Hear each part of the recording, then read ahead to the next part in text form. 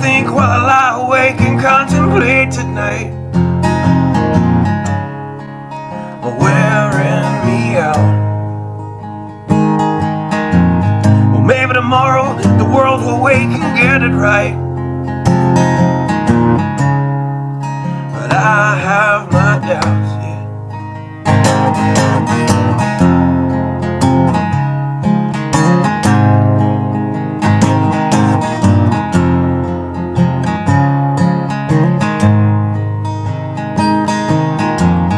During the day, well, I design machines of war that scream through the sky. 'Cause I, for one, I like to go to bed free at night, under these stars and stripes. And I have my doubts that we're coming out. Yes, I have my doubts, and I have my doubts that we'll make it back out. Yes, I have my doubts, but they'll wind you up and pull the cord until you're spun right out. And I don't understand. Roll the dice and raise the price to feed the machine's mouth. Call it the progress of man. And I have my doubts that we're coming out. Yes, I have my doubts, and I have my doubts that we'll make it back out. I have my doubts,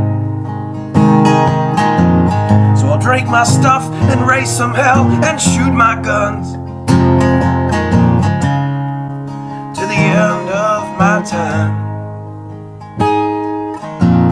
You can have the booze and go to hell and take the guns, but I know they won't be mine.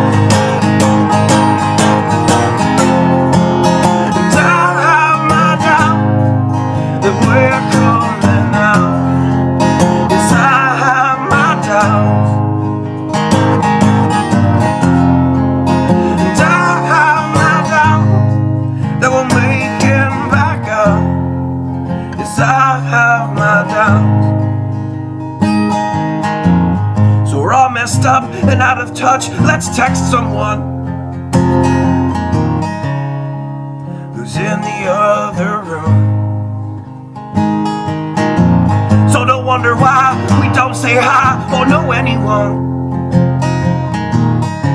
I might as well move to the moon. So maybe I'm wrong. Well, I hope that I'm wrong. So maybe I'm wrong. Well, I hope that I'm wrong.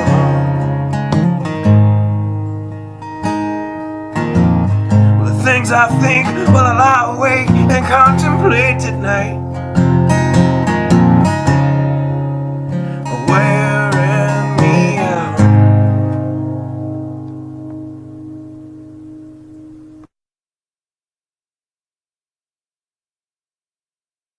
Good afternoon. Well, that's over. We've just got a little more to go, right? Get past New Year's, and we can say the holidays are officially over. It was, as usual, thankfully, thank you God, a quiet, whatever you want to call it, a quiet Christmas. So as usual, it was nice. It was just Jen and I and our friend Vi and Blue, and we just kind of hung out. We had a simple meal. I didn't go all out. I'm trying to kind of unwind a little bit. So instead of having the big old Kretschmeyer ham or whatever, the tactical high-speed operator ham. I had Jen pick up some slices, deli slices, right? And it was some pretty good ham. And just had her pick up a pound of that. We didn't need much. And do it on a tray with a little bit of water, some brown sugar. Put some pineapple rings on top of it. Threw it in the oven for about a half an hour. So it's pretty good. Made some green bean casserole, some stuffing. So kept it really simple, but nonetheless, it was good, and I enjoyed it. I enjoyed not sitting there in the kitchen half the day cooking my butt off. So that was nice as well. So got a lot of dirty looks from Blue today when I drug the vinyl cutter back out. I'm working on getting all caught up, which I've got the last of the Prepper Nurse 1 stuff to do and get it shipped out. So I drug the cutter out today to get all that vinyl cut. And while I was at it, and by the way, Blue probably thought, oh, great, here we go again, another month of this. While I was at it, I cut out my decals, the Angry American decals for the DJI Mavic Mini, because he's got a new logo with kind of a shaggy beard. And the 3-inch size logos are actually kind of wide for the drone. Not the whole drone itself, but because of the way the body lines are on the drone, it's a little bit big. So I wanted to make a smaller version. And, man, I'll tell you what, that was one heck of a small task to weed. But so I got to finish it up. I still got to finish up on the orders. I'm going to probably be doing some of that here during the show while I'm playing videos. So hopefully I can get everything literally out the door tomorrow during the mail run and be done. Thank goodness, be done. You know, I don't mind doing this kind of work, but doing it in a consignment manner is just a pain in the butt. It's just in no way absolutely not worth it. So anyway, get these orders out. Then I can relax a little bit. I was going to try to sneak the drone up yesterday for a little bit, even though I'm really wanting to wait until this new update for the firmware and app come out because of issues that some Mavic Mini owners are experiencing. I was going to try to sneak it up for a little bit anyway and just not take it very far. But the wind was a little crazy yesterday, and I don't like taking chances at all.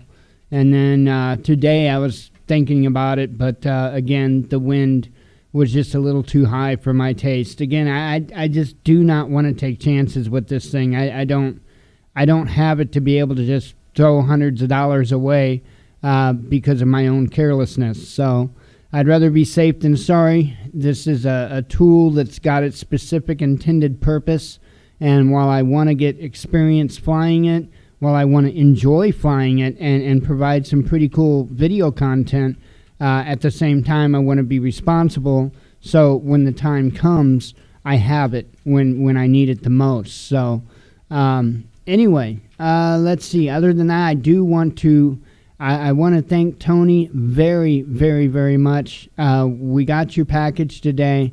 The smile on Blue's face was absolutely priceless. She saw me grab those handful of treats, the popcorn and the bacon strips, and I mean, she literally had a smile from ear to ear. It was priceless. And wow, the radios. Wow, thank you. That you have no idea. You have no idea. We've got a total of 4 of the Baofeng. We've got 2 UV5R Plus Qualettes, and we've got 2 UV5 XPs. However, they do not have the capability to scramble channels. Okay, so basically, I had no secure type of communication other than changing, CTSS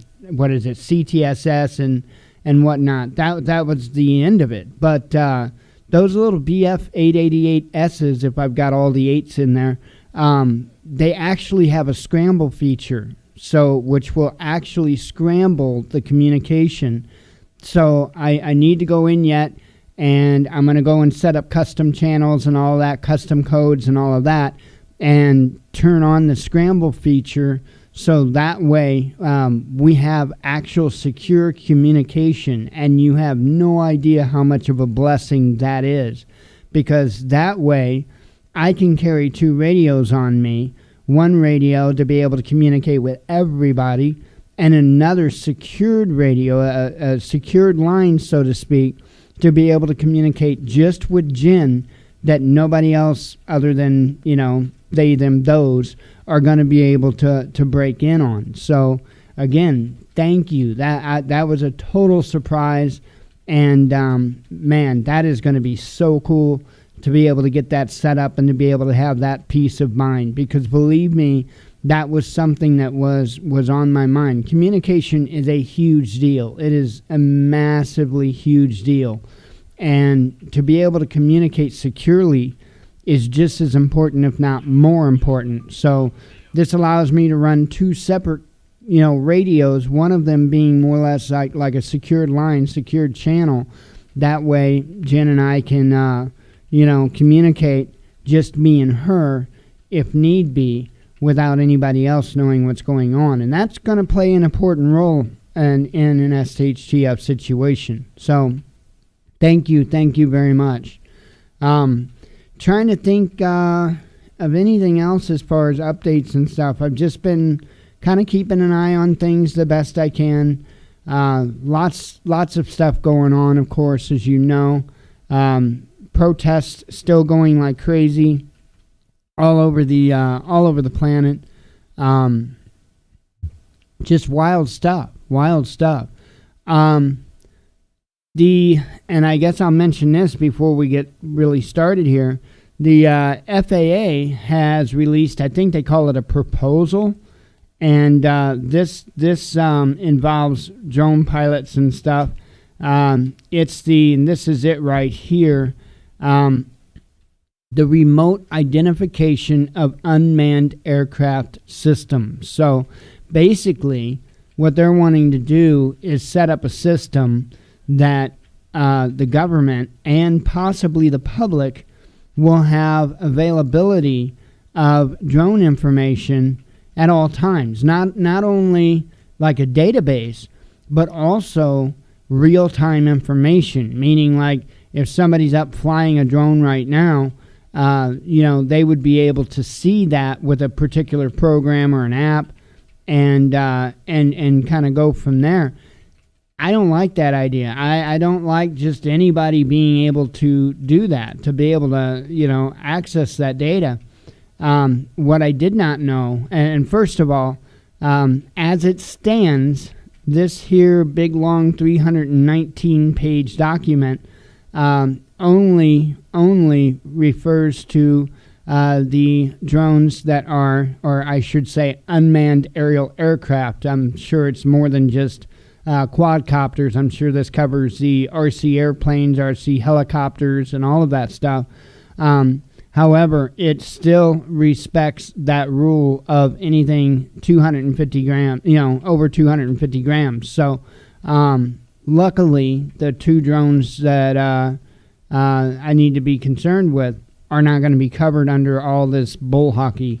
However, in bringing this up on the DJI forums today, I found out that this whole system here, this remote identification system, is already included in the DJI Mavic Mini.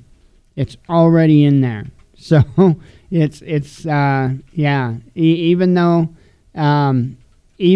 that technically it wouldn't have to comply with this, it's already built in, and there's just nothing that we can do about it. That's why I told you. That's why it's important to have a decent drone and a cheap drone. Okay, that's why it's important, and that is the exact reason why. Because we are kind of, at the behest of DJI and whatever they want to bow down to.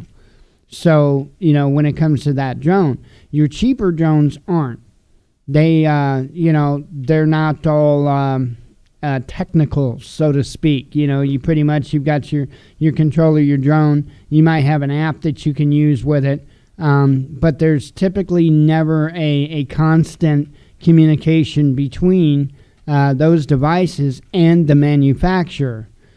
However, DJI is just not that case. DJI is constantly communicating with the manufacturers. So, important thing to really know. It truly, truly is. But I wanted to make folks aware of this. This just dropped today. It's not even actually scheduled to be published until the 31st. So technically, like if you go to their webpage, you won't even see this document directly. You'll have to click a different link to be able to see the document. But I guess as of the 31st of this month, then you'll be able to see this document right up there on their webpage. So interesting stuff, and I figured I would make folks aware of it. I'm sure it doesn't apply to a ton of people here, but those that are interested in getting into it and whatnot, something you might want to, put back in the back of your head and remember. I don't like the idea of registration whatsoever. I just don't, and that's why I kind of held off getting a decent drone, was because most of them are over 250 grams. So one other important note about this document is somebody had pointed out that the other thing that it does not cover is amateur built drones. So in other words, if you build your own drone, apparently you're not going to have to comply with this remote identification. So we'll see how this all shakes out. Again, this is like the proposal. This isn't law that's being put in yet. This is the proposal. Of course, there has to be public comment and all of this stuff, and then they'll make any applicable changes and kind of just go from there. You know how the government is. A lot of people in the DJI Mavic Mini forums are doing the happy dance because they're not going to have to comply, even though their device already does. Like I've been telling folks over there, look, this is a government agency. They decide when and where and what to change the rules at any given time. Although it be unconstitutional in a legal kind of sense, the government has given them power to be able to do so. So crazy. Again, it's not constitutional, but it is legal, if that makes any sense to you. So legal and lawful, constitutional, all very, very, very different things. So anyway, trying to think of anything else to mention, to bring up. I hope everybody had a great Christmas. Like I say, ours was just quiet, and that's how I like it. I just like calm. I like peaceful. Oh, and the other thing, thank you very much also, Tony, for the kratom. I can speak for myself anyway, and I think Jen, in much, much less pain right now, and it's much, much appreciated. Man, I'll tell you what, that sucks to be in constant pain all the time. It truly does. It's kind of nice to get away from it. So anyway, I don't know of anything else to update. I mean, like I say, I'm about caught all up on merchandise. I can't wait for that. Can't think of anything. Can't think of really anything else that is worthy of mention. Can you? Jen's just looking at me like, huh? No? Yeah, I mean, like I say, it's been pretty mellow around here, so just gonna spend my evening trying to get these orders finished up, get this Angry American decal put together, and I might try to get it on the drone. I'm still waiting on my motor covers. No more update on that. It just still shows that it left China, so it hadn't even hit customs yet in the U.S., or if it's there, at least it's not recorded as being there yet. Sometimes it takes a few days. So I'm waiting on those, and that's why I'm putting the new decal on it, so it all looks all spiffy and blingy. So I just think it'll look cool. And I'm going to find me a text, like a shaggy-looking type of text if I can, and I'm going to put the drone's name on it, which is Angry Mini. And so I have to find some kind of a shaggy text to put on it. Oh, I brought that up. I was gonna I thought about that, and I'm like, oh, I'll look at it real quick. But actually did that on the wrong screen anyway. But yeah, I'm gonna put like angry Mini on it in like a shaggy kind of font. I should have said, not text. So that's if I can find it and cut it, because it's gonna have to be pretty small. So. Anyway, let me run through the normal stuff. I don't have anything in particular to talk about. I've already rambled on enough. Let me run through the normal stuff. Then we'll get to the headlines. I do have the headlines from both yesterday and today that I'm going to go over. Amazon affiliate. We're at $34.09. So whoever it is that's buying a bunch of stuff, thank you. That's awesome. I'm still showing like... I forget what the numbers were exactly, but somewhere between like 8 and 10 or something more items that need to ship. So that's going to bump it up even more. So thank you. Thank you very, very much. As I said, this helps. This helps. As I was talking about it on Tuesday. As soon as this month's hits, I have to get some air bubblers for the grow tent, for the little reservoirs. And so that's what that's going to go towards when we get that Amazon affiliate money, so I can get that stuff. I still got to get a little fan to put in there. I still, there's little things. And, that's going to help drastically with me being able to do that. Because without it, I'd just be stuck. I really would. So I really do appreciate when people use our Amazon affiliate link. For those that don't know, we are an Amazon affiliate. There's a link down in the description of the video, as well as at thewatchmannews.com in the top right corner there. That just takes you to Amazon. And when you use that link to go to Amazon, you make a purchase. Doesn't cost you anything more, but it throws a little bit our way. We also have a Teespring store. So we've got 4 items there. The best way to see the different items we've got, just go to thewatchmannews.com, scroll down on the home page. Right now we've got 4 different designs there. We will have more when I can get a chance to breathe, and when I can, something just hits me as being a cool design.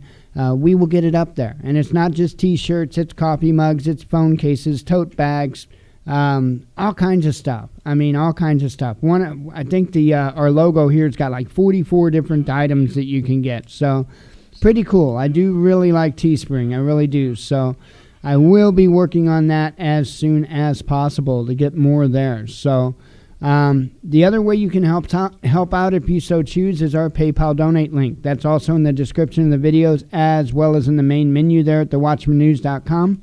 And that just takes you to our PayPal donation page. You don't have to have a PayPal account. You can just do it with a debit or a credit card. But I always let people know that it does say Transforming Disabilities up top. That is us. But it will also say Purpose the Watchman News donation. That way there's no confusion over who the hell is Transforming Disabilities, right? So anyway, got through all that good stuff. Let's get to some headlines and go from there. So, okay.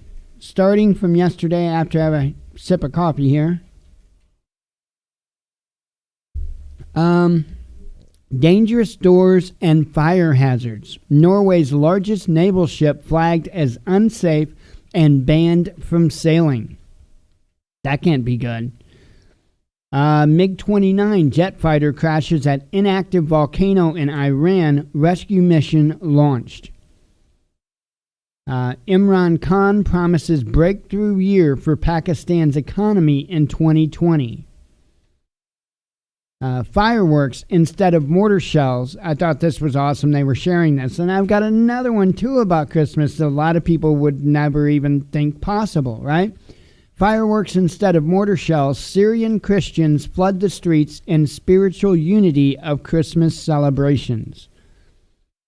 Yes, there are Christians in Syria, and they're not beheaded for saying so. But you're going to be even more shocked in the other headline I've got to do with the same thing. India orders drawback of 7,000 troops sent to Kashmir after security review.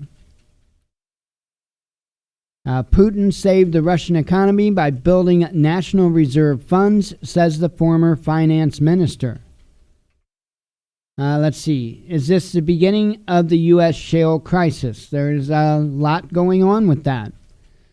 Article talks about that. U.S. uses ISIS as scarecrow to intimidate others while secretly backing them, the Syrian foreign minister tells RT. And we've been saying that for forever now. Turkey may send troops to Libya if invited by UN-backed Tripoli government, says Erdogan. Russia to counter Washington's pressure on Nord Stream 2 via close cooperation with Europe. I have a feeling that's going to backfire on the U.S. I really do. Deadliest ever, Russia launches new fourth-generation nuclear-powered submarine. There's a lot of new weaponry coming out, a lot, and it's some really, really high-tech stuff. Very interesting to follow. That is something that I pay close attention to. Start packing your bags. Netanyahu hints at targeted assassination after rocket siren spoils his campaign speech. Poor BB. Oh, look at the sad face. Poor BB.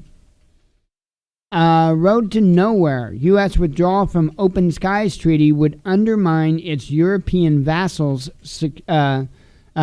security, says Moscow. Okay, now from, last night / this morning. Israeli jets strike Gaza in retaliation after rocket siren forces Netanyahu to seek shelter. That was about the FAA announcement there. Let's see. Russian military police secure yet another abandoned U.S. outpost in Syria. Turkey will debate bill on sending troops to Libya after receiving invitation from its UN-backed government, says Erdogan. And I think I've already read a very similar headline. Extraterritorial U.S. sanctions on Nord Stream 2, bringing Russia and Europe closer together. Wow, I am repeating these. I'm sorry.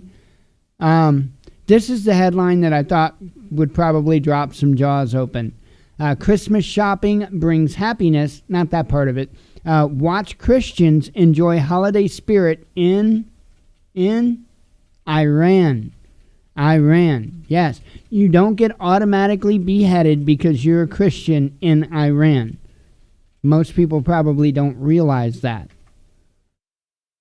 Navalny aide who wanted to see U.S. tanks in Moscow is conscripted into military service and sent to the Arctic.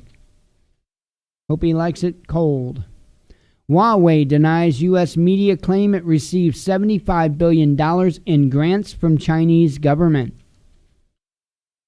Indian police released video of people brandishing guns during protests against citizenship law.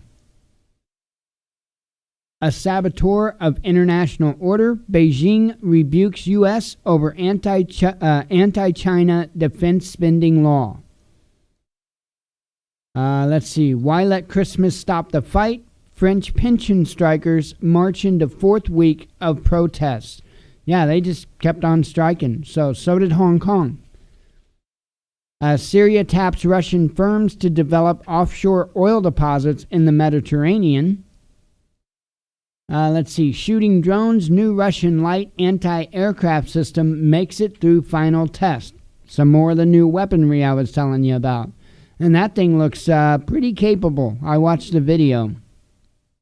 UN Secretary General deeply concerned over U.S. visa delays for Russian diplomats, says a spokesman. And there's a number one up here. Orwellian dehumanization or saving 7 seconds for extra commercials. What's behind Trumpless Home Alone 2 cut? No clue. No clue. Anyway, that's our headlines. I know it was a very, very quick monologue, but it is what it is.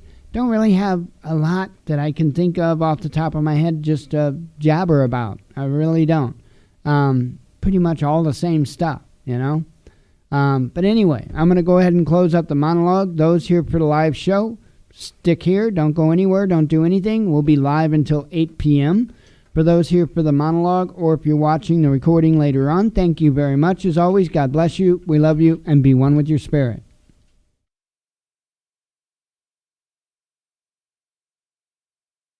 Alrighty, and I'm actually going to start out with one from Bear Independent that he did last night, and it's titled, "The Government Won't Save You." The government.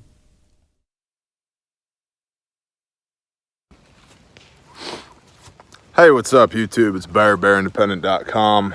I just wanted to touch on something I was thinking about earlier.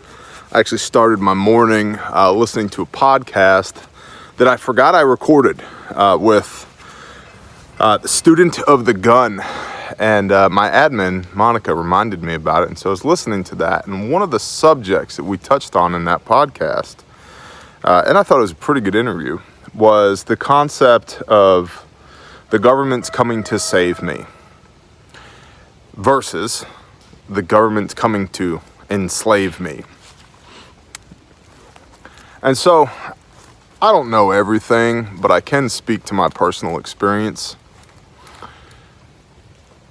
There seems to be a burgeoning mentality, a growing mentality here in the United States, and it is, social, progressive, modern day liberal, not classic liberal, but modern day liberal. This concept that, hey, I'm breathing, you owe me. Right? The government's just going to take care of me. Just give me everything I need. It's socialism. Right? And we all know that socialism, is kissing cousins with capitalism, with communism. And communism's killed 100 million people in the last 100 years. It's probably not a good idea. But it doesn't feel very good to say, hey, that's not a good idea. And so all kinds of, in my opinion, idiots everywhere are flocking to the idea of socialism. And so there's this one mentality that the government is going to come and give you everything you need. Because I'm burning brush, kid.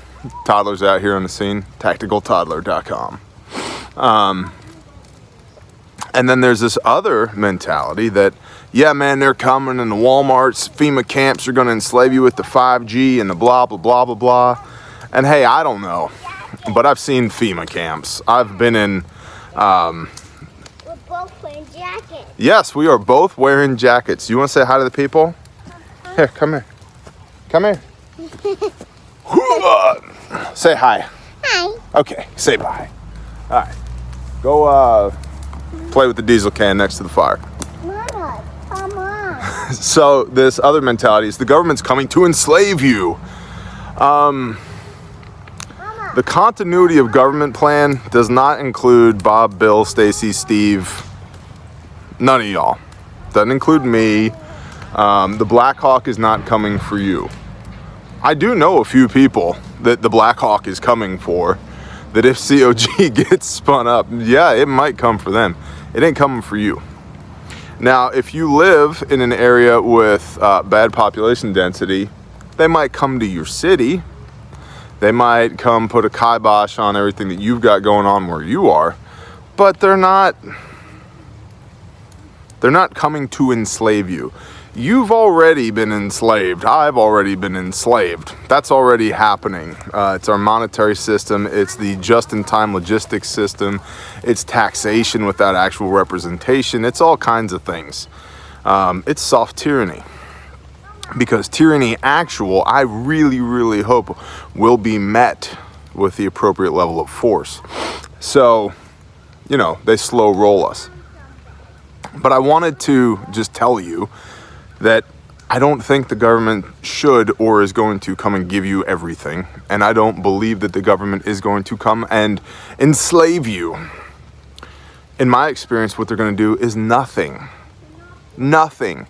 Maybe if your house gets demolished in a hurricane, which Grindstone Ministries and the Bear Nation have responded to 6 natural disasters in the last 10 months. Pretty good for a startup. Yeah, our people are awesome. That's our, I don't know, my wife says he's an LGD. I guess he's a lesbian gay dog. I don't know. I'm not hip to these terms. I don't know what that means. His name is Sam. Shim's name is Sam. And I guess Sam is pretty androgynous of a name, so I don't know how the dog identifies. I don't even know if it's a dog. Maybe that's a horse.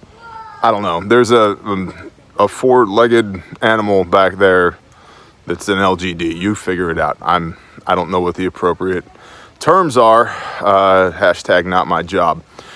So if the government's not coming to save you and they're not coming to enslave you, I mean, I've seen with this disaster response that even if they do show up, they're going to give you a blue tarp and a bucket full of, hand sanitizer and some ramen noodles and some space blankets and duct tape and a handful of things, and that's it. Well, then what? Personal responsibility. Good, you're alive, you have a pulse, nobody owes you anything. Go get after it, go make something happen. Good, you're alive, you have a pulse, you feel like you're being oppressed, copy that, do something about it. So it's pretty basic. Preparedness is pretty basic. And what we try and do here is get outside of the fear-mongering, doomer porn OODA loop and just be logical and practical. Now, yeah, I did a white line about a biblical timeline for Civil War or World War in around 2020 based upon a book that was pretty well written. And I got quite a few people who were like, you're doomer porn. Am I? I'm pretty sure I've shot 0 videos titled 12 Reasons Why People Are Gonna Rape Your Dog and Eat Your Kids in SHTF, and then bolted some solar panels on my Tundra and called it preparedness. Pretty sure I've not done that. So that being said, let's be logical about this. What is preparedness? For me, it's 3 things. Stockpiling material goods against potential chaos, training with those material goods so you actually know how to use the stuff that you've stockpiled, and then getting your heart set and your mindset and your skill set right so that you can actually employ these things.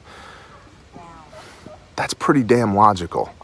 Stock food. What kind of food? The food did you eat? Where do you get it? Walmart, probably. Sam's Club. Feed stores, grain bins, co-ops. How many rounds should I have? As many as you can afford without sacrificing on anything else. What kind of weapons platforms? Let's start with the ones you got. Right? And it doesn't need to be super ultra high speed tactical spaceship door gunner black ops stuff all the time. It doesn't even need to be super ultra permaculture-y sexy Mother Earth news cover photo homesteady all the time. It's just real life. I mean, here comes my toddler interrupting this video, which is not even an interruption, it's just real life. And so that's what we try and do here. But I wanted to address this concept of the government is coming end. By and large, they're not coming. They're not coming for you. They're not coming for me. They're not coming. If history is any indicator, they don't care about you and me. They're going to fold up on themselves. Probably 1 out of every 3 federal employees maybe retains the job. Right? Continuity of government doesn't include us. Well, what about roving confiscations, Bear? What about it? Out here, come get some. Probably not going to happen. Dad, I can't get any fire. Yeah, you can't get fire on that stick. I can't. That's not how sticks work. I can't do it. Hashtag homestead. And so, are there things that we should be concerned about? Yeah. Are there things we should be worried about? Hell no. Nope. Because we meet that anxiety with action. We do the basic, logical, easy things. Easy things. Well, I don't have the money. Find some. Sell all the crap that you have. Get a second job. Find a group of people that maybe does have the money. Figure it out. But the government's not coming to save us, and they're not coming to enslave us. I believe they're just not coming. And nor should they. It's not their responsibility to take care of me. It's not their responsibility to take care of my beautiful wife back there, or my beautiful daughter over there, or my son, or my other daughters, or all my friends, family, tribe, loved ones. Not their job. My job. I can't get my job. And I feel like I can do it way better than they can. So all I want to do is encourage y'all to put the responsibility back where it belongs, firmly on your shoulders. Yes, 1 second. And take personal responsibility. Take personal responsibility and go do the things. Come here. Come here. You want to say bye to the people? Yes. Come here. Bye, people. Bye, people. Who is that? Is that Owlette? Yeah. Cool. Say bye. Bye. Can't hit the button. Still can't hit the button. He hit the button. Anyway, by the way, I do want to clear one thing up. Tony, please tell Jen that that is a large pencil that you put in the box, a large pencil, not a wooden stake to put through my heart, because I think she's totally confused on that. So, anyway, We Are Changed just come out with a video here titled Kevin Spacey, What You Should Watch Out For. Hey guys, this is Luke Radowski of WeAreChange.org. I apologize for not being around recently. I came down with something, was extremely sick, had a very high fever. And in related news of viruses that create sicknesses and destroy everything good, I want to make a video about Kevin Spacey. Yes, the man who had many abuse allegations against him for decades, also a close associate of Harvey Weinstein, Jeffrey Epstein, and his good old buddy Bill Clinton that he went on the Lolita Express on with. Now, the reason I want to make a video about Kevin Spacey is to not only chronologically also go through all the important timelines and details here that, of course, you won't hear on the mainstream media, since, of course, they were and essentially, in some instances, still are running cover for him, which is highlighted by this ABC article, which, by the way, has a great track record of going after predators like they covered up for Jeffrey Epstein. Who would have thought a company owned by Disney having such a hand in covering up the abuse of children? But again, the mainstream media won't tell you the bigger picture here, the bigger truth here. So that's why we will do our best in a factual context in this video, provided, of course, I wonder who it is. Is it Disney? Guys, is it Disney? Shucks, it's not Disney. It's supported by t-shirts that we make ourselves, and that hopefully you buy, that support this independent media organization. And we have brand spanking new gear, which you could only get by clicking the link in the description or in my Instagram bio. And by doing so, we could actually do the job that Disney pays other people specifically not to do. Thank you, crooks at ABC News, for allowing us this incredible possibility. Now, let's get to the 3 accusers that have mysteriously died against everyone's, quote, beloved actor, Kevin Spacey. And yeah, what's there not to love? Yeah, right? If there ever was a story about power and corruption, this would definitely be one of them. There's many. And the timeline of events are pretty significant here, as, of course, we got the latest news that a third person, Norwegian author Ari Behn, who also has accused Kevin Spacey of inappropriately touching him, grabbing his testicles, has allegedly committed suicide. There's a lot of interesting things that we're going to be talking about, specifically with Ari at the end of this video, that is definitely worth watching. That has honestly even surprised me when looking at this particular case, which is important to still see from a factual case and not just from one side of the story. But we have to realize here that the allegations against Kevin Spacey are very serious. And they go back for quite a while and demonstrate how and highlight how essentially the establishment in Hollywood have been protecting him for a very long time from any form of justice for his victim. And there's a lot of people claiming to be absolute victims here. Now, the story gets even just absolutely more bizarre, weird, and cringy, especially since Kevin Spacey on his own official Twitter account on December 24th released a very cryptic video that could only be described as bizarre, playing the fictional character Frank Underwood from House of Cards, which, by the way, he was fired from the show of because of all the allegations against him. And he released this video, which is now trending number 18 on all of YouTube, which is interesting because the trending page is curated. And when you look at the trending page, it is what YouTube wants you to see. So YouTube is giving you this creepy, weird video of a man who is accused many times over of abusing little children. What is YouTube thinking here? Like, what? Why did you select this to trend, YouTube? Why? Meanwhile, they're destroying they're destroying people's livelihoods for talking about cryptocurrencies because they say it's dangerous. No. There's people even leaving comments in the video saying, quote, "Dude, stop killing people." There's another one here. "Kevin, stop killing people." 723 upvotes. Another one here.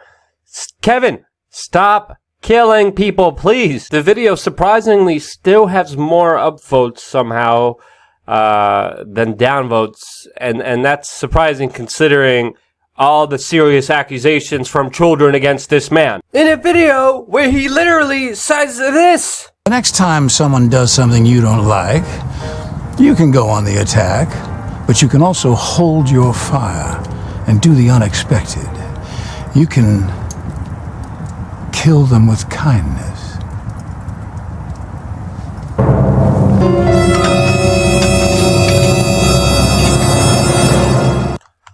What the family-friendly show here, unlike the very unfamily-friendly, unchild-friendly Kevin Spacey. And in all reality, YouTube's probably like, oh, we have another celebrity we could push forward in front of all the other independent creators that we could destroy the careers of.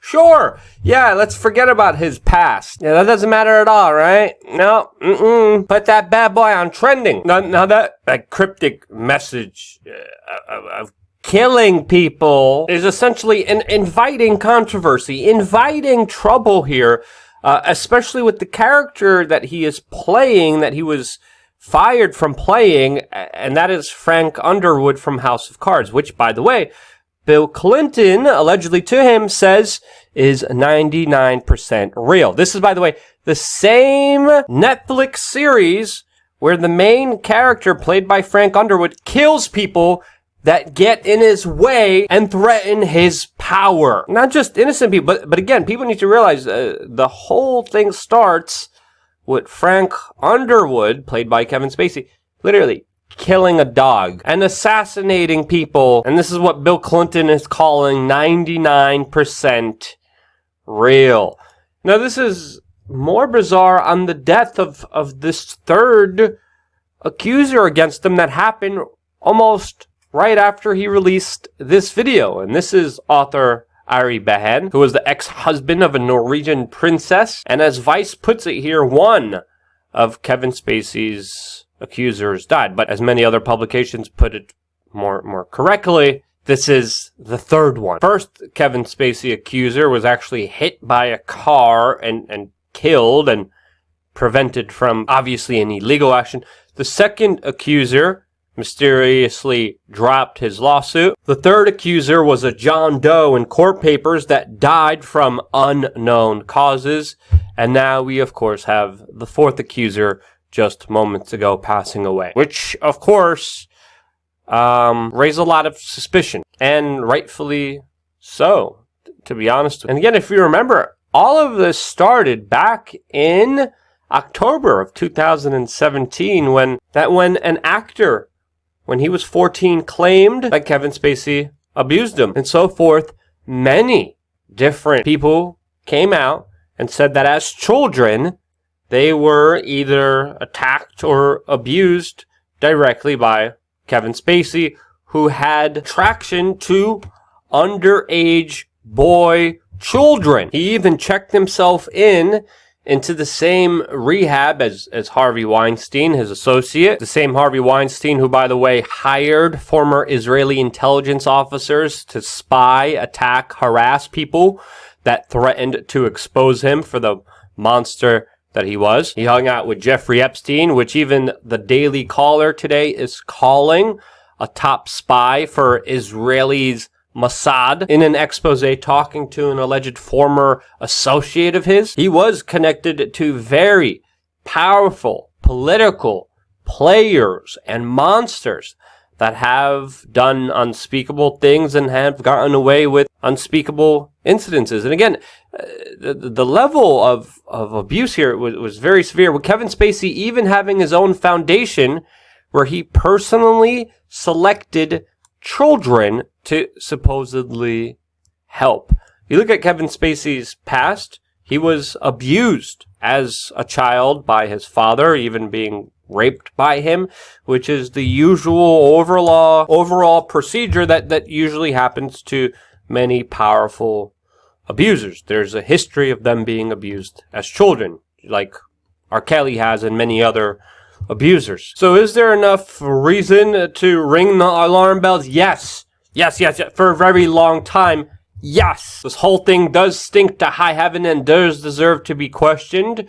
But when it comes to this latest case of Ari Behan, it's important to be very skeptical, since this latest incident needs to be brought to us in context of the facts. And he did have, according to even himself with his own book, a lot of mental problems that he personally did struggle with.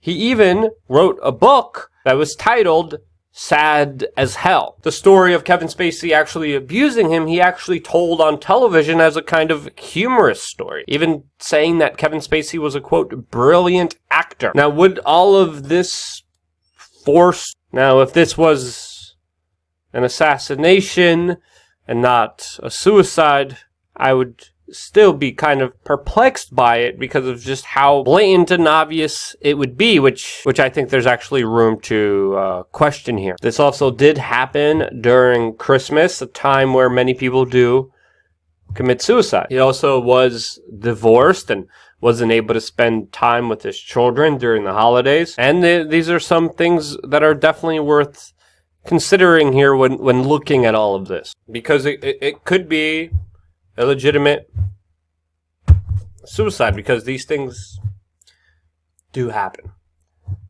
Is it? No one knows for sure. Should we always be skeptical of Kevin Spacey? Hell yeah! For frick's sakes, this man for decades was doing whatever he wanted to. Hanging out with Harvey Weinstein, Jeffrey Epstein, Bill Clinton? Come on. You're already guilty of association of a gajillion things if you're hanging out with those people. So yeah, be extremely, extremely skeptical of Kevin Spacey. Keep your eyes on this entire situation because it should not be going away anytime soon. The legal system many times has a lot of these powerful people buy off their victims, has a lot of times just keep secret information that could be very helpful to everyone, but a lot of the times the court doesn't care what is right for the public, and sadly does the bidding with the people who have the most amount of money. Kevin Spacey has a whole bunch of money. So, this is why we need more people than ever who aren't afraid to speak up and to speak louder than they ever have before. And because you guys do that still in some way and still allow me to be here and still contribute, still donate, still share, gosh golly, this is why I love you guys. Thank you guys so much for watching.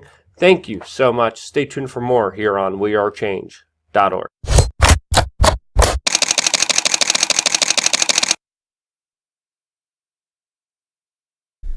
Alrighty, let's see. I wanted to show you something. I forgot to show it to you earlier.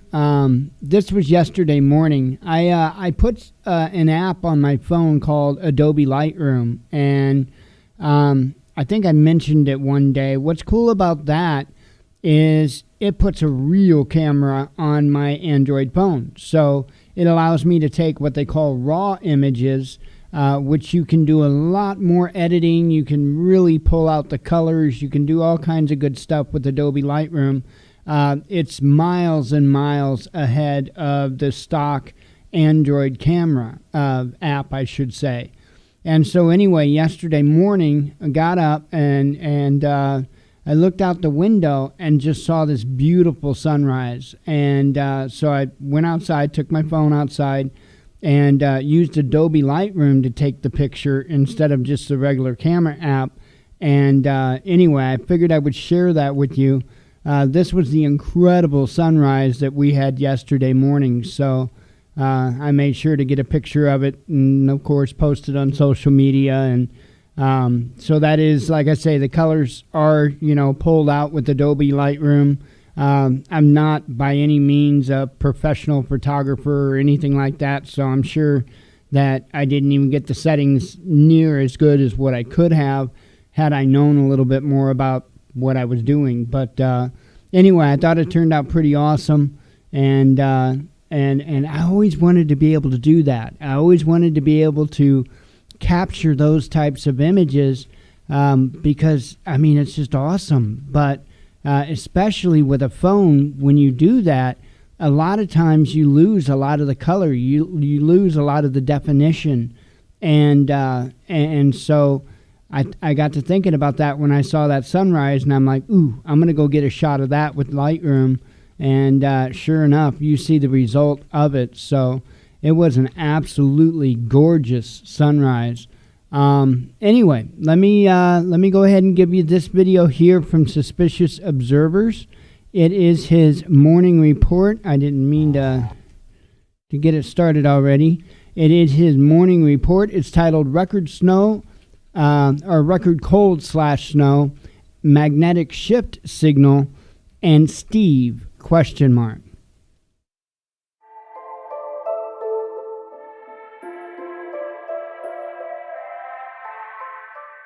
Good morning, folks. I hope we're all caught up on the special videos because we've got another one coming tonight, answering your questions and diving deeper into the catastrophe evidence at the two closest stars and trying to time the wave's arrival at our system.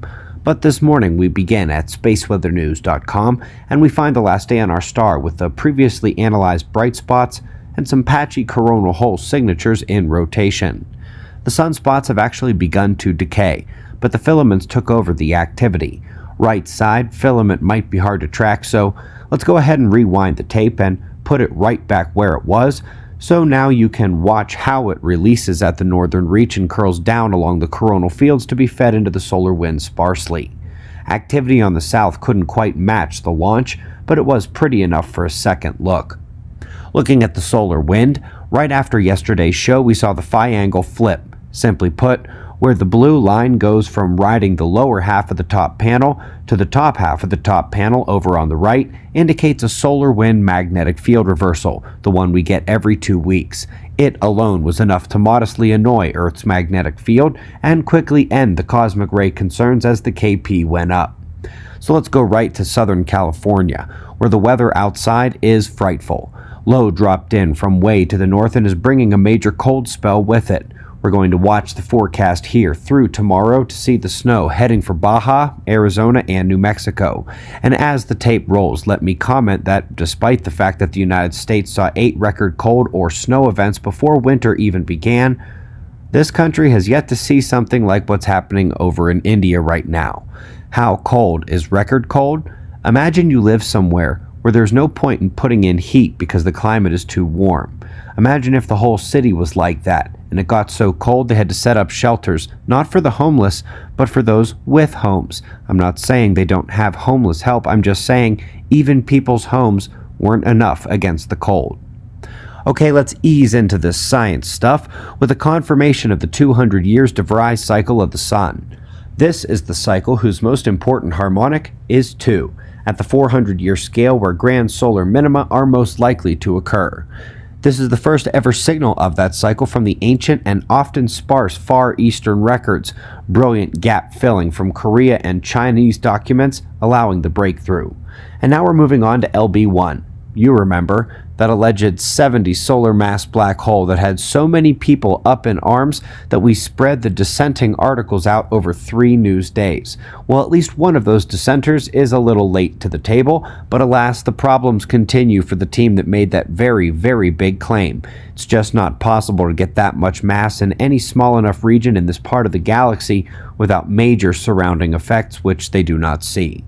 There is a fascinating proposal to discard dark energy here. Not sure if it will catch on, but the idea is, get this, the universe is not endless, but rather it has walls. Not to say there is nothing beyond the walls, it's just not part of our verse. Very cool thinking there. But much cooler is that the dust studies keep coming and there's no plans on their stopping.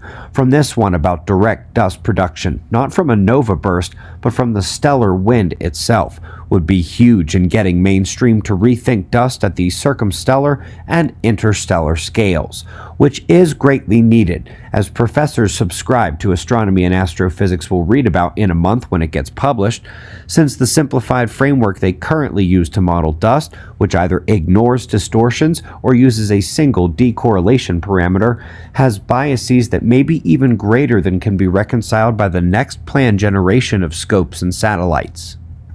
And speaking of dust, hello Pipe Nebula. This beast is sometimes visible in the night sky when it's clear, especially if you've got a new moon and it's not polluting the view. So, they were aiming to find and trace the magnetic fields in the core pipe, and hopefully you can see the dark void in the middle, but they noticed some peculiarities when trying to map different regions with different methods and filters, and so they went deeper into the middle and wound up with this.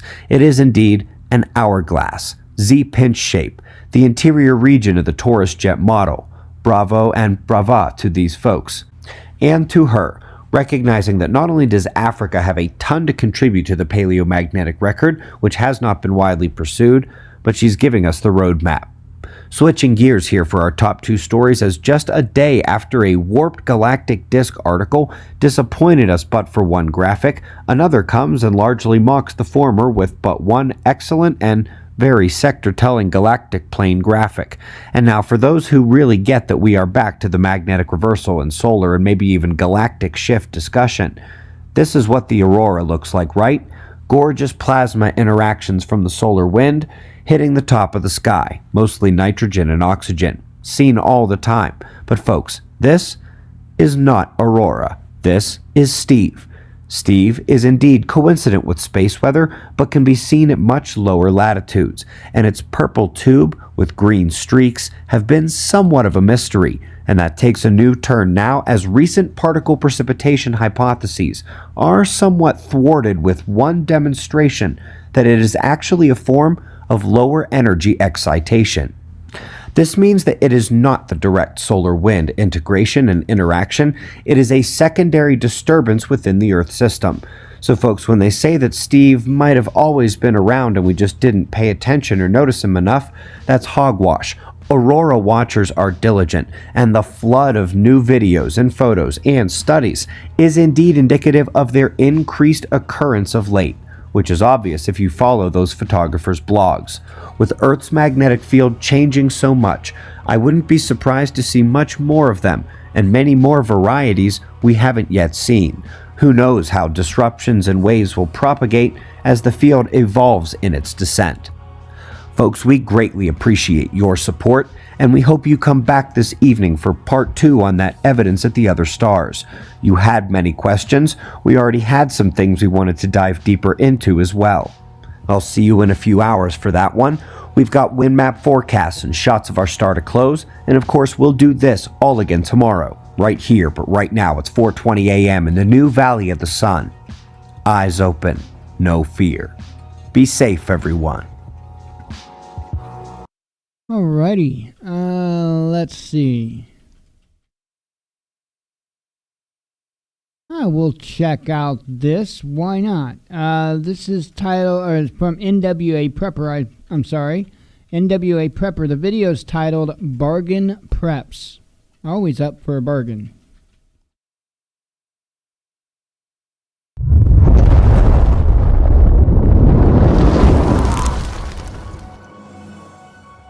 Hey everyone, NWA Prepper here.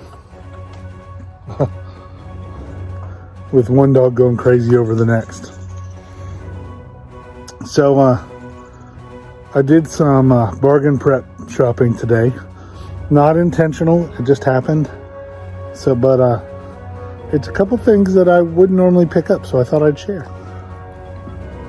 So we've been out feeding animals, and so we've had hauling some straw around. I guess not feeding, getting them ready to bed down. Anyway, so this is straight out of the bag, no editing. I can call it Orajel. This is the generic Orajel. Benzocaine is great for toothaches. It's just great. And these guys are just the candles, the pillar candles. Sometimes they have saints on them for Catholics. So I got a couple of those. So this soap, antibacterial soap, was $1. It's pretty liquidy. I know there's a lot of water in it, but hey, Scout. Can I take 2 for Sure. So, but give Trixie some attention too. And then I got some earplugs. Those were actually all that I really went for. So the next thing I got was this can. I call it Sterno, but it says 2 hours. And it's just, you open the top and light the top, and there's a gel in there, or usually a gel. I don't know this particular one. So, but for $1, if it really does go for anywhere close to 2 hours worth of warming, I think it's a good deal. We'll try that out. And then some instant coffee. It's in a glass container. I like, but for $1, it'll add well to storage. So now this is not, this is not a $20 prep. I mean, this is only $6 or $7. Bye, guys. And so that was the beginning. So the next part of this, it actually turned up, by the time I add the two together, it's about $27, $27. But I think you'll understand why I went ahead. So this next bag was from Tractor Supply. The first thing is board cleaner, which is this is one of my preferred products, but it was $2.49, and I normally pay twice that plus some, and so they had a few of them, and they still have a couple, but I picked up 3 of those because this is something I already use all the time. This bad boy here was $1. The sticker came off, but it was $1 and I want to say 10 cents. Again, this is an oil that I like and that I already use. And so the next things are what I was really excited about are these boar snakes. So here we go. $3.29 for a boar snake. And if you don't know what they are, I don't think I can get to it one-handed, but they are a great cleaning tool. You see that gold or that copper looking right there? Those are your bristles. You drop that brass end in your barrel. You pull it through with solvent on it, and it scrubs your barrel. There is a picture of it. I mean, they're wonderful, wonderful things. So from $13 down to $3, I was excited. 9mm is a caliber that I like. There we go. So that's a 2 9mm. I got one 30 caliber, and then I got one for 12 gauge. So all of this with a bale of straw, which was $9, and a bone for the dog that Scout just ran off with, that was $3. So there was $13 for that, and I spent total $38. So 13 of it was that. So it was about $25 for all of this. $25 for all of this, and that's not too shabby. That's the price of just those. I got everything else. So now these are things that I already use. These are calibers. They're not new. They're not odd calibers. This I already use. This we already use. We already use these. These were actually the whole purpose for the trip. You know, so we're not stretching for things just to buy things. These are products that we're already using in our household, in our family, that are just adding to or rotating our stock for what we're doing. So keep your eyes open. You never know what you're going to find. Let's get ready.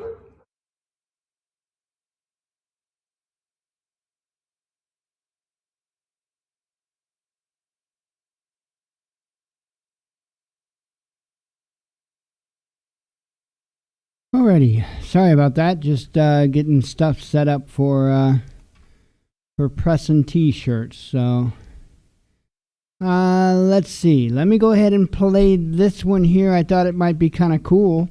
Iraq Veteran 88's got a channel here titled 1950s Gun Guy Time Capsule. I thought that would be pretty cool. Welcome back, everybody. This is Eric and Chad here with Iraq Veteran 8888. Today, we got a really special video for you. We have a gunsmithing reloading time capsule from the 1950s. We have not opened it. It's literally, check it out, wood crate. Okay, so you guys are going to see what's in this for the first time, just like we are. We had a good friend of ours contact us and say, hey, we had a buddy of ours pass away. He was a known gun tinkerer, reloader, and everything like that. And we found this crate here in the attic of his home. And we don't need it. And we know that you like reloading and tinkering with guns. And we'd like to know if you want it. And we said, sure, we'll take it. And we thought maybe it'd be a cool unboxing to see, we kind of take a glimpse into the life of a 1950s gun nut. All right, how cool is this, right? We have no idea what's in here. Hopefully everything's kosher. Eric told me about it, and I'm like, ooh, this is interesting. All right, so for one, the crate itself is really cool. All right, we got a lockable latch here on top. Let's open it. Without a lock on it? Without a lock, which is great. All right, let's get into this. I have no idea what's in here either, guys. I have no idea. All right, but we know that this guy was a reloader back in the 50s. Hey, does that tray come out? It does. Pull that tray out. All right, pulling out the tray. Oh, yeah. Don't you peek now. I'm not peeking. No peeking. All right, what you got? All right.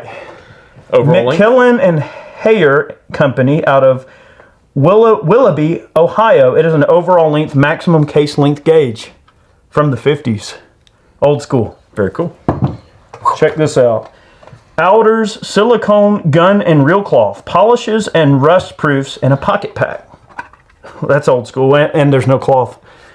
But that's still a cool old tin. Look You can put your cigarillos in there. You can, I suppose you can. All right, we've got a case lube pad that appears to be kind of stuck down on the bottom. Look at this. Cool. Look at this, an old oil lubricating preservative. Preventative. Well, it says poison, not to be used as a food container. The Standard Oil Company out of New Jersey. Bayway. New Jersey. Look at that. That's cool. Still guy. Still got oil in it. Be careful. All right. What do we got here? This is so cool. Maybe that's an old sniffer for checking the wind. That's a wind checker. Look at that. That's an old wind checker from back in the day. I mean, I don't know, unless that was anthrax that you just put in the air here. I don't know. No telling. Stanley, what is that? Toothbrush. Toothbrush. It looks old. Looks very old. We have an old shotgun swab. That's a little camping toothbrush, maybe used for cleaning. Cleaning That's right. guns, stuff like that. Nice and compact. Plug gauge protector. That's cool. It's an old school Sierra bullet, unfilled bullet card for your load data. Mm-hmm. That would have come in like a box of projectiles back in the day. An old school sleeve of Remington rifle primers. That's neat. Look at the old pair of pliers, man. That's cool. And guys, we're just unboxing this. We have no idea what's in here. All right, now this is cool. Look how those primers are stacked in there. They're on their side. That's so neat. They're kind of like bookcased in there. Look at this old military oiler. I have no idea what's in here. Yeah, you just put your oil in there, and this should, if I'm correct, should just screw off of here and come out. It should have... Should be threaded, yeah. It should be threaded. There you go. I don't know if that's some kind of oiler. It's got a screw that goes in there. I'm not sure what that is. Let's see. Maybe some type of old reloading tool or something. Okay. I'm sure some folks in the comments will help us out. Yeah, this is an old scribe. Looks like that's made for possibly scribing or, I don't know, some type of small hand tool. Let's see. It's got a hollow ground end on it of some sort. Okay. This looks like some form of scraping tool. That's exactly what that is. This is a scraping tool. You know what? I bet this is for an M14. For cleaning a bolt face, possibly? Or a gas system, maybe for a Garand? Maybe scraping the cup on a Garand or something? Because that looks like a scraper quite of some sort. Or it could be some type of reloading tool for scraping, brass or something. Well, this is threaded here for like a little T-handle type deal for a cleaning rod. So I'm sure It could be some form of cleaning rod handle, I would assume. It might be a scraping tool for like a gas plug or something along those lines. Gas system. We got an old school RCBS tool holder, which has got a nylon brush on it. That's a reloading tool. All right, we do have a case lube pad that is kind of, let's see. Oh, there we are. Look at that old school RCBS case lube pad. Check and see if the pad's dried out. Oh, still good after all those years. And that feels like Imperial sizing wax. That's been around a long time. A man after my own heart. All right, and we see the guy's empty. All right. This is so exciting. All right, now we're getting down into the nitty-gritty here. Okay, see what we got. Now, I have not been in this box. You guys are seeing this for the first time just like we are. All right, an old school Lee mold. Oh, that's look right at up your alley. I don't know, look, does it have a price on it? Oh, no, it's from Gander Mountain, though. That's all right, we won't hold it against them. Look at that, a single cavity. Let's see, that's a single cavity 309 and a 113. So with a gas check, this is an M1 carbine mold. That's exactly what that is. Single cavity M1 carbine mold. That is very, very cool. Yep. Use a gas check for velocities exceeding 1,400 feet per second. All right, I'm going to try to move pretty quick because we've got quite a few things to show in this case here. Here, let that thing sit over there. Yeah, we're just gonna put this back in the box. Look at that. We got a bullet mold for an M1 carbine. Another bullet mold. Ooh. This is a 309 and 160 grain, old school Lee Precision. How neat is that? Now I'm not good. Well, let's pull it out. Pop it up. Also from Gander Mountain. Also a single cavity with the factory storage grease still on it. Look at that. I guess they used to coat them in A-locks because it's actually coated and it looks to be unused. How cool is that? And look at that old school sprue plate on that. That's cool. That's a single cavity Lee. I wonder if that's January 3rd of 51. I wonder if that's what that date code is. That's got to be a date code. I mean, how cool is that? Lee Precision from the 1950s. This was probably back when Richard Lee was still alive. How cool is that? Such a well-respected person in our industry. Like, Richard Lee is a patron saint of the shootist. Okay? Oh boy, an aspirin bottle.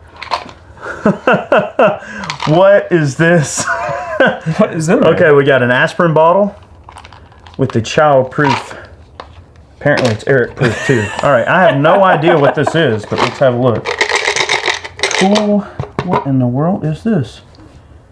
Cool Grind Coats and lubricates the grinder wheel and prevents clogging and glazing. Oh, it's grinding. It's like a cleaning up your wheel. Yeah. Cool grind. All right, then look at this. We've got a couple of old rotary tools for like a, some sort of a rotary, like a Dremel. Okay, that's cool. And an old school aspirin bottle. How cool is that? All right, we've got another. Look at this, an old school McCormick cinnamon bottle full of lead shot round balls. All right, those look to be about 36 caliber. Okay. That's cool. So maybe he's got a 36 caliber flintlock floating around. All right, look, we got our first tool. All right, let's see. Well, other than the pliers. Yeah. All right, check it out. You ready? All right, come on. What? It's an old school Little arbor press. bullet sizer. Is it a sizer? I believe so. That's got to be a bullet sizer because look, you got a top punch. You do. Oh, and that looks to be about 30 cal. Okay, so I guess you put the bullet in there, you size it, and then it just pushes back out and you grab it out of there. And it looks to be roughly 30. So that must be the bullet sizer that goes along with the dies, or the molds.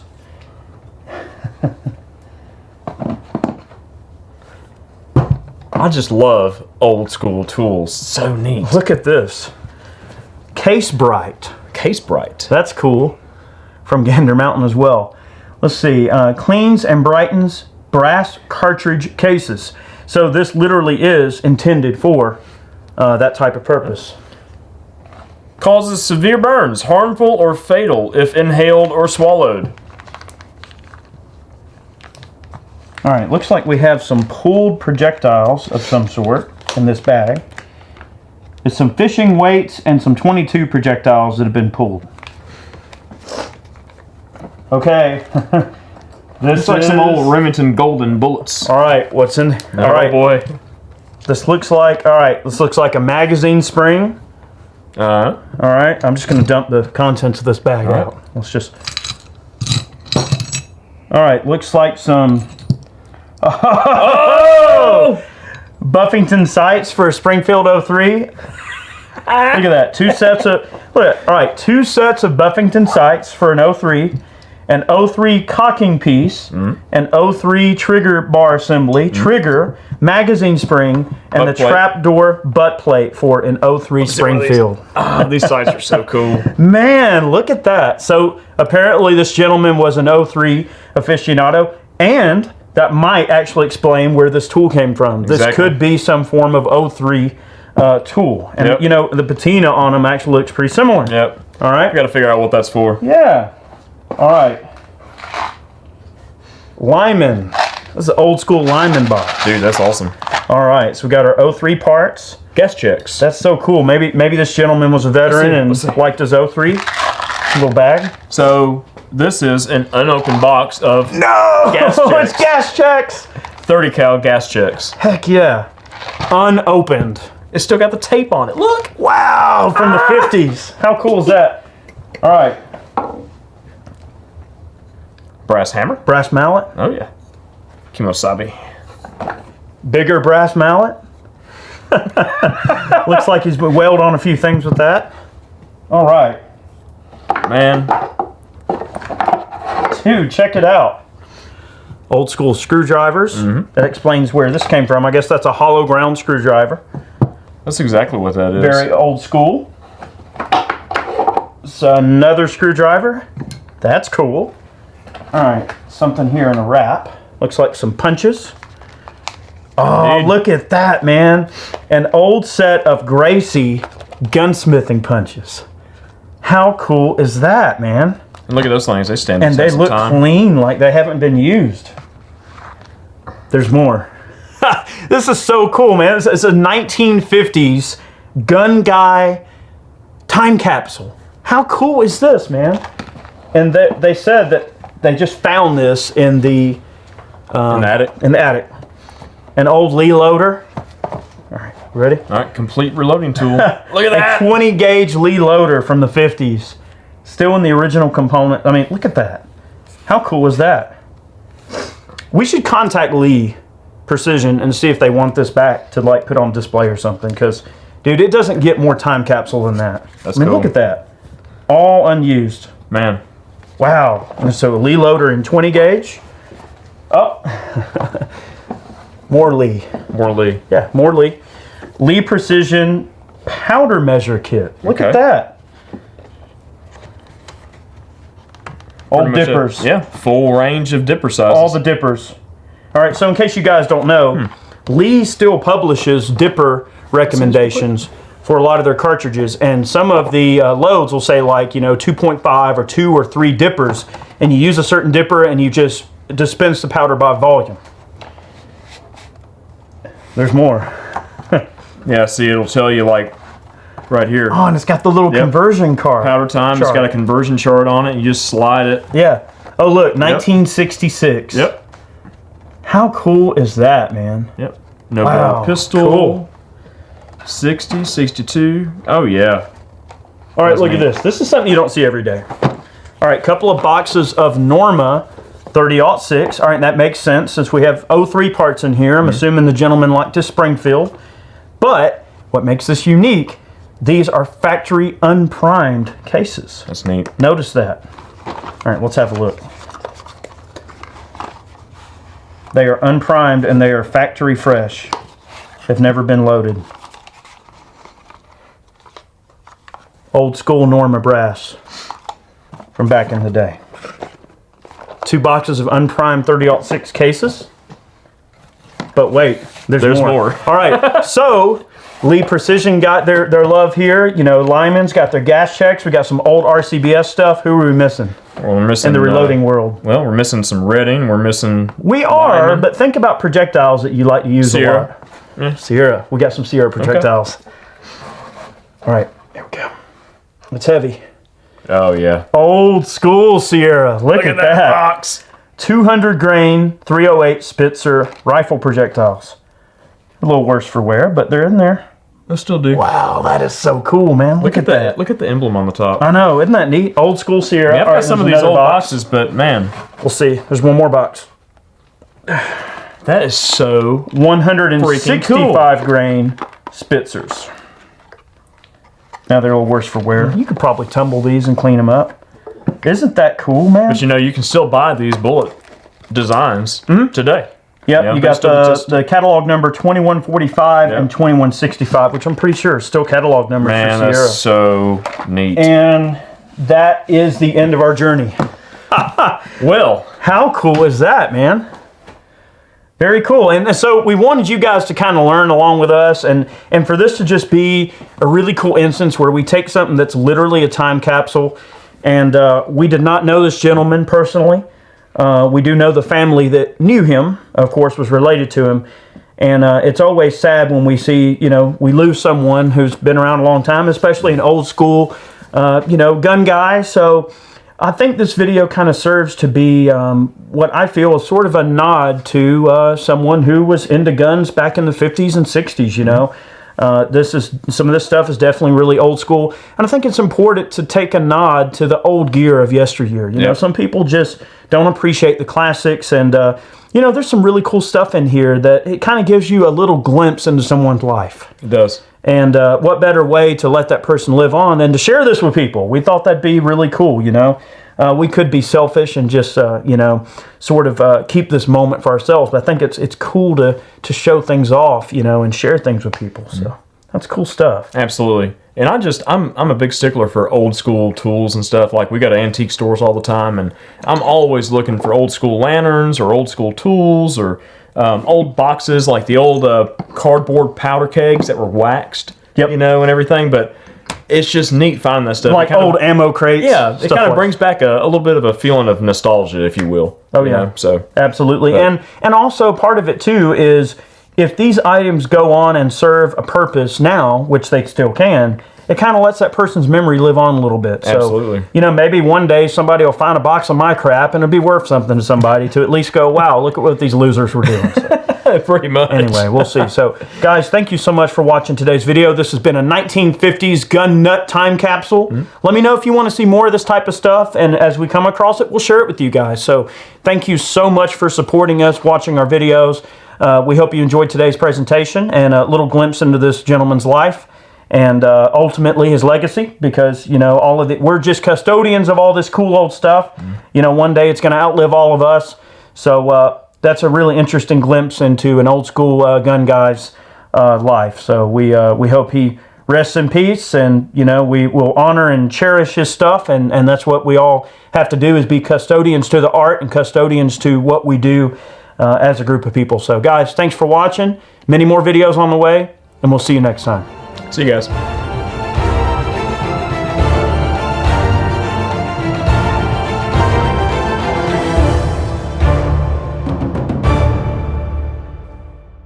Figured that might be kind of cool to see sea tools and whatnot from back then. Okay, got one here from Florida McKee. It's titled "Happening Again?" U.S. Navy powerless now to defend against this highly sophisticated secret weapon. When it happens again, no one can say they weren't warned. Now, I'm sure a lot of you are wondering why there's a picture of the USS Fitzgerald on your screen, given that this story was years ago. Well, the story is back, and it's back with a vengeance. And now the guys from MIT are standing up to look at this. See, there's a story regarding the USS Fitzgerald that not a lot of you know. It has to do with what happened between June of 2017 and August of 2017, right here on this platform. Now, given the astronomically small chance that a $2 billion warship could get run down by a giant lumbering cargo vessel, there still were people that, when given the first opportunity to attack our military, did so. Code Pink would have been proud of all of the so-called right-wing Trump supporters that were just ready as could be to smear these sailors. And for 2 months, that's what happened. Until this happened. And then all of a sudden, that crazy guy in Florida, that Florida Maquis, wasn't all so crazy. Because now it happened twice. This is the McCain. It's back. And it's back with a vengeance, and people are warning about it. This is the MIT Technology Review. What you're looking at is the new version of AIS, what they're calling crop circles. These red dots creating this circle, these are ships that are supposed to be over here in the water. That's what's going on with GPS and AIS. This article talks about a freighter out of Long Beach that was pulling into Shanghai, and all of a sudden, everything went haywire. Ships that were supposed to be at dock were all of a sudden in his path. He didn't even know where his ship was, or where it was in relation to where his berth was. It was a total nightmare, and this is happening over and over and over again. And the groundwork for this was laid years ago, right here. And there's evidence of this on YouTube. You can literally watch this for yourself in real time if you know where to look. Now, those of you who were part of the Fitzgerald investigation that stood with the sailors, the very first channel to show up and do that was actually Jennifer, Veterans for Truth. Having been a sailor herself, she realized how ridiculous the story was. That somehow the most nimble, agile, advanced warship in the Navy somehow, some way, couldn't get out of the way. Well, when the information coming into the electronics is compromised, and it says that all the ships are one place going one direction, when really they're another place going another direction, yeah, that can happen. Because at the time, sailors were taught to trust their instruments and not their eyes. Now they've had to shift. They've had to go back because that got compromised. I'm going to play this forward and just talk about what's going on here so that those of you who have showed up recently, whether it was for Antarctica or Venezuela or whatever else, can kind of come up to speed. In your upper left, you're going to see a small number here. 1606, 2017. It's basically June 16th, 2017. The time, military time here, 1607 hours is GMT. That's Greenwich Mean Time. Local time that transfers to the 17th, the next day at 1:30 in the morning here in Asia. That confused a lot of people. But it's, of course, moving much faster than real time because they take the activities of 2 or 3 hours and condense it down to a 4.5-minute video. Now, what you just saw here was this blue line, and this is the ACX crystal. This turn here puts them about 10 minutes away from collision. Now, of course, you will not see a track for the USS Fitzgerald because, of course, the military doesn't run with their AIS on. They just don't. And I don't know if that's changed or what the plan was with this, but we watched this video, I don't know how many times, 3 or 4 dozen, breaking this down, talking about the speed, talking about what the commander of this cargo ship said he was doing at this time. You see, the initial story that came out about this said that the crew of the Crystal must have been asleep and on autopilot and unaware of what was going on, and then the evil, terrible, horrible Obama Navy sailors, whatever, that aboard the Fitzgerald just sad sack, didn't know what they were doing, and oh no, wham. Well, we found out later that nothing could have been farther from the truth. But, of course, by the time the slime job was done, nobody wanted to hear it. See, the captain of the Crystal was awake and on the bridge and had been watching the courses of these ships and steered his vessel twice in the direction of the course of the Fitzgerald. This is the first time. He was on this course, and then he made this turn 10 minutes before. This is where he said he was trying to get out of the way of the Fitzgerald, when really, had he stayed on his course, he would have missed the Fitzgerald, which is what the Fitzgerald thought was going to happen. But let's continue forward. Here's where they're going to zoom in.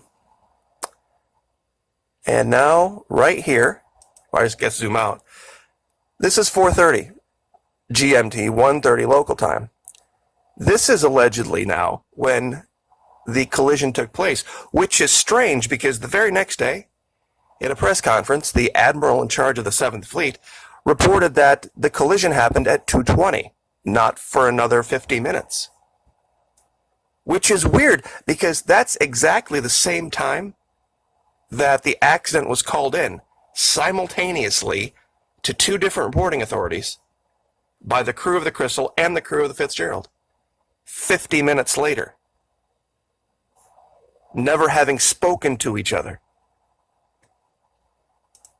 Let's continue forward. As you can see here, the course has changed yet again.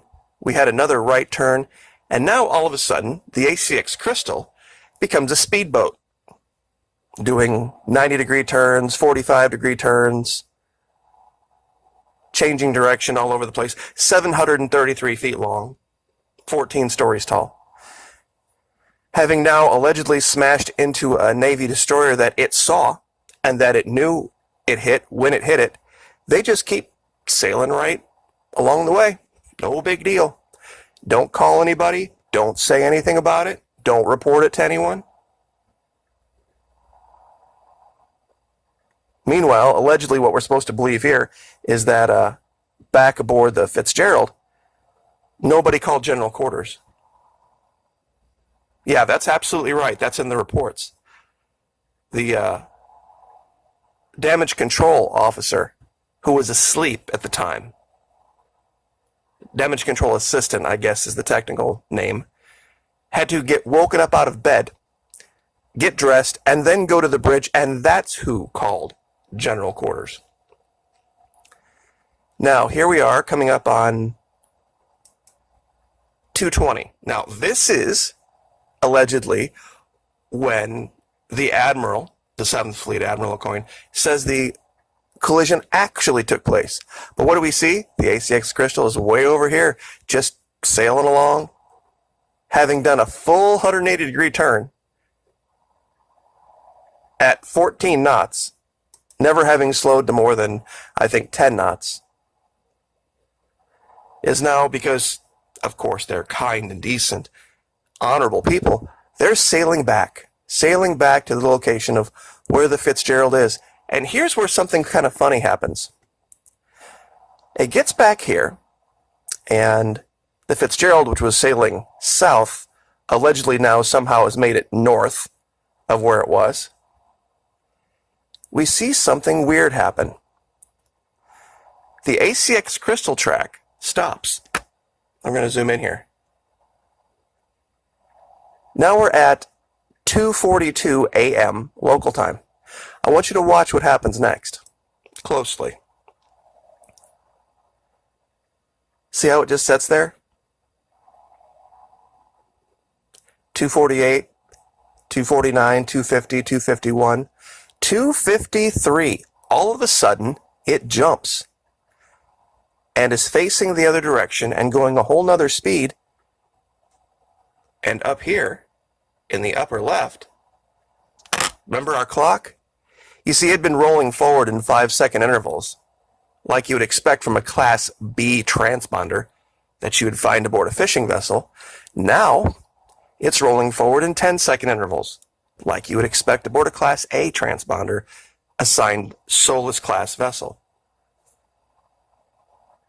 So all of this could have all been make-believe, all an invention, just like we're seeing now in Shanghai and around the world.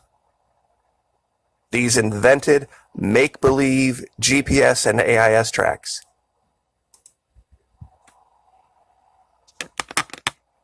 You see, and in context, those of you who remember what was going on in the summer of 2017, our friends, the North Koreans, tested a nuclear device underground, launched missile after missile after missile. Hey, who remembers the test that sent Hawaii into insane mode for 38 minutes? Yep, that's right. That happened between the Fitzgerald and the McCain, July 4th of that year. You know, the missile inbound that didn't happen, that was all just some big mistake. And it is all over if you know where to look for it. GPS and AIS spoofing. These guys did an expose on it. This Balducci, Will Hoyt, and Alessandro Pasta in 2014.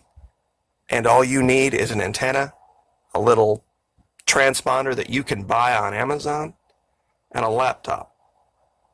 A little bit of knowledge, and you can copy and spoof AIS and make things out to be where they're not and cause all sorts of insanity. I'll give you this link and you can watch it. I'll also give you the link to the PDF, the actual report that they gave to Congress, our Congress, 3 years before this happened, showing how big of a threat this was.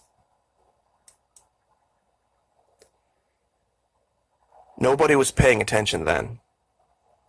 And nobody's paying attention again. And now, no matter what we do, it isn't going to matter. It doesn't matter how good of a sensing system you have if the information coming in can be that easily compromised. There's nothing you're going to be able to do about it. One thing I always wondered about the ACX crystal was we see here all of this gray paint transfer all over the anchor, which makes sense to this. But why don't we see any black? Why don't we see any transfer of black or white paint on the Fitz? It just kind of makes me wonder a little bit about when this collision actually occurred and not where, per se. Because the Fitz, prior to this, had been up off the coast of North Korea, watching those missile launches. And that was a blurb from long ago. And I really do kind of wonder if this quote-unquote accident wasn't something that maybe was staged to explain something very different. And I guess I will leave that there. It's a video I've wanted to do for a while, because when this happens again, and it will happen again, the insurance underwriters are going to start to look at this. And if cargo is going in and out of places where this is a likelihood, do you know what they're going to do to the insurance rates? They're going to make it cost prohibitive to trade with certain countries.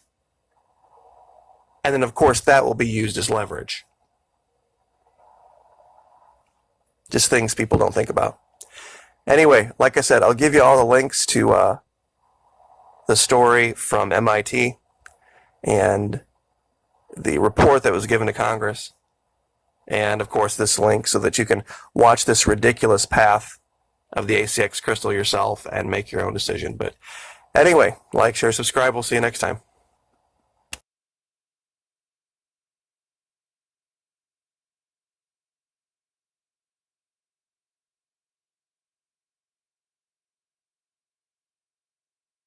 Alrighty. Fun. Let's see here.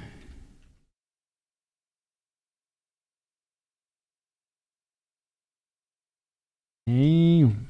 I'm scrolling. Here we go. Alright, got one from the Prepared Mind here. It's titled Who, What, Where, France, and Why? SHTF.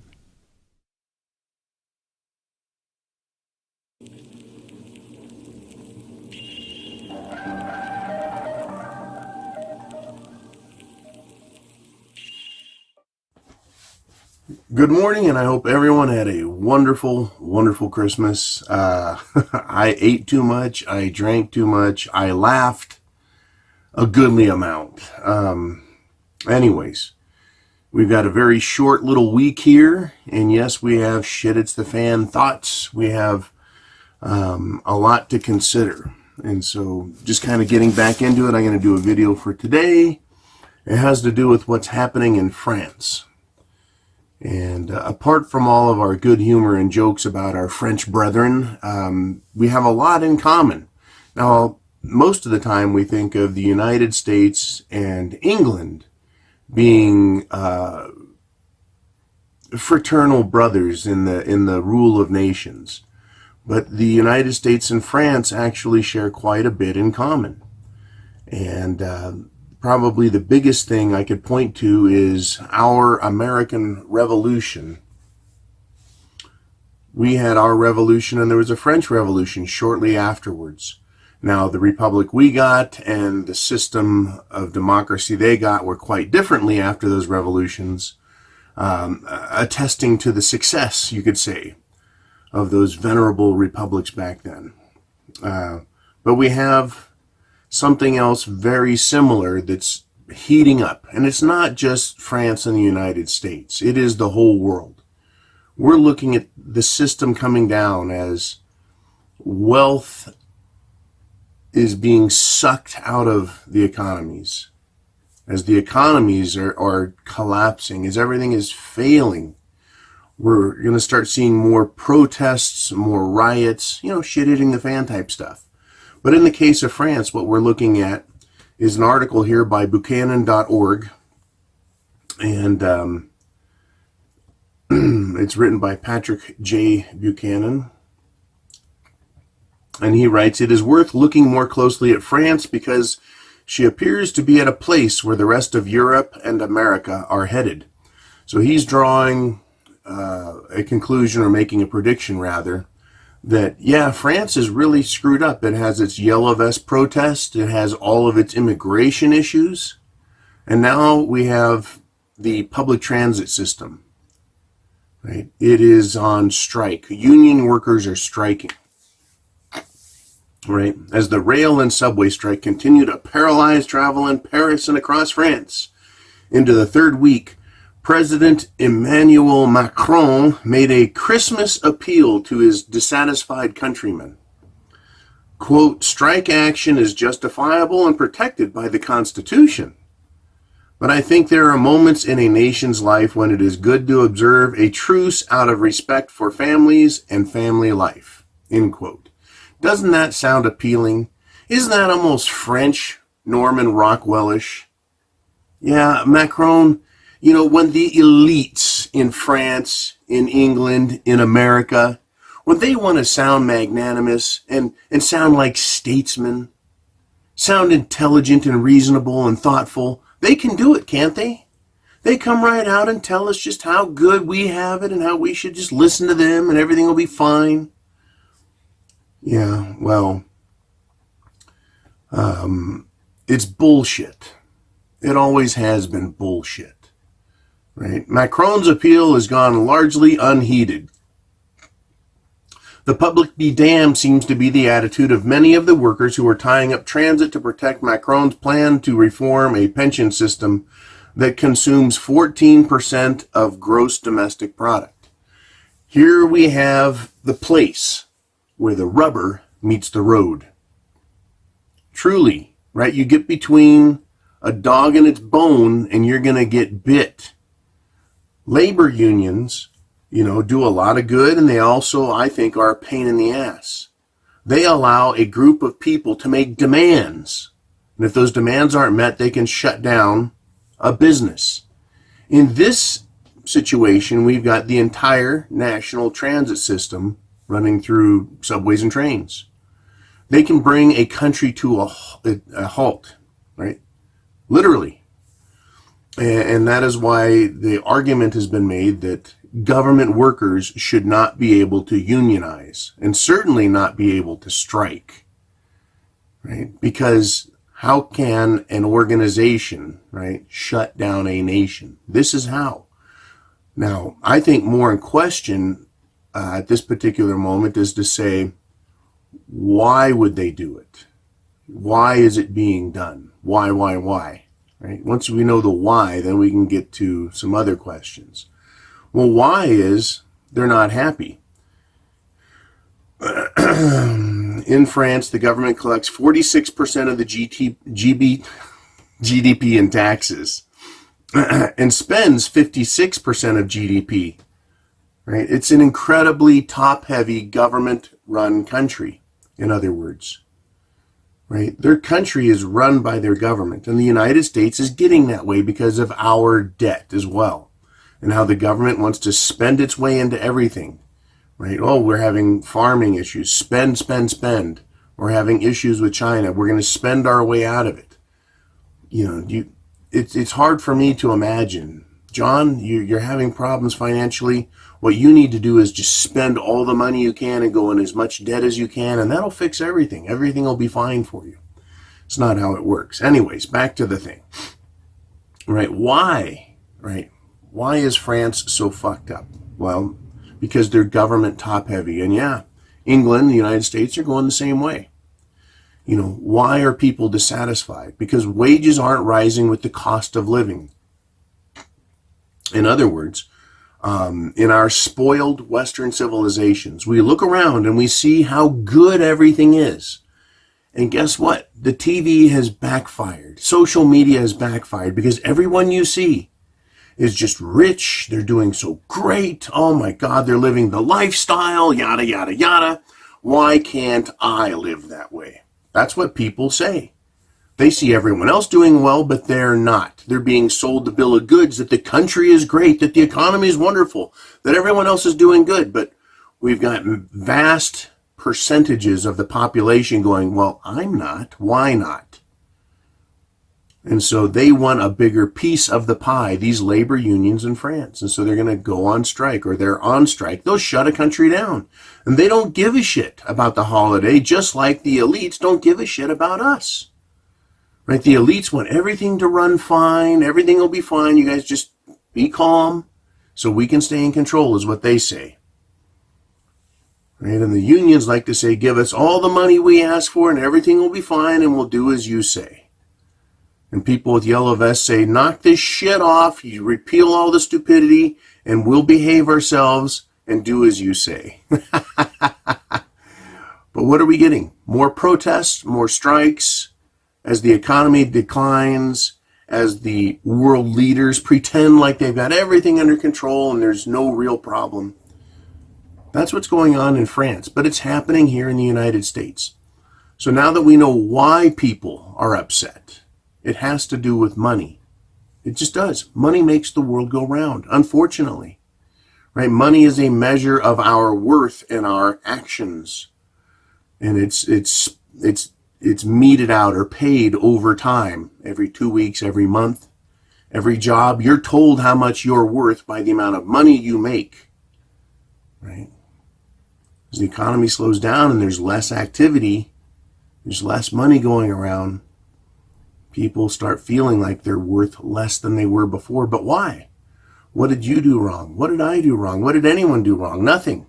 Where did all the wealth go? Where did all the money go? Where did all the value go? Well, it's getting sucked somewhere else. Government takes its chunk. Come hell or high water, they're going to get paid. And they don't give a shit how little you made. Who else gets the money?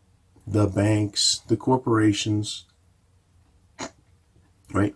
And I'm not anything other than free market capitalist, but these are not free markets. These are controlled markets where banks get money for 1% and they charge us 20%, 25% to borrow that money from them. And we're already in massive amounts of debt. So why is this shit it's the fan news? You know, what about this is SHTF quality? Well, in France, they've shut down their passenger rail system. Now, in the United States, that's a big deal in a couple of cities here and there. But for the most part, we're like, hey, you know, we got cars, trucks, we drive ourselves around.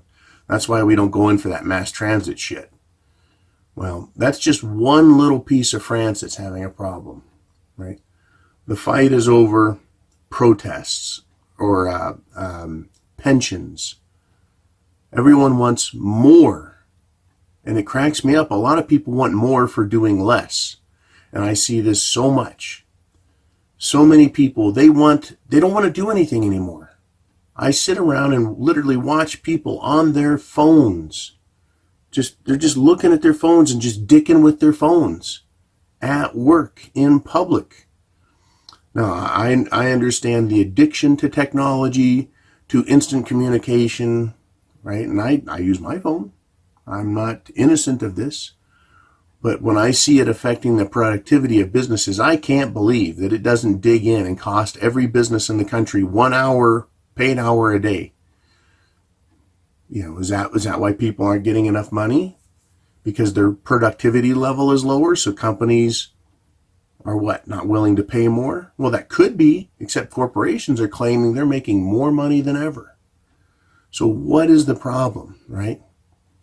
Who is the problem? What is the problem?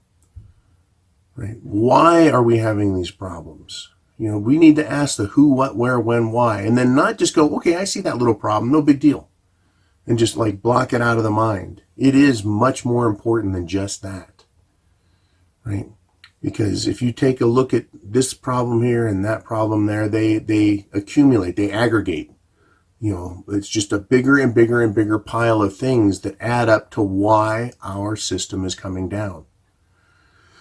Right?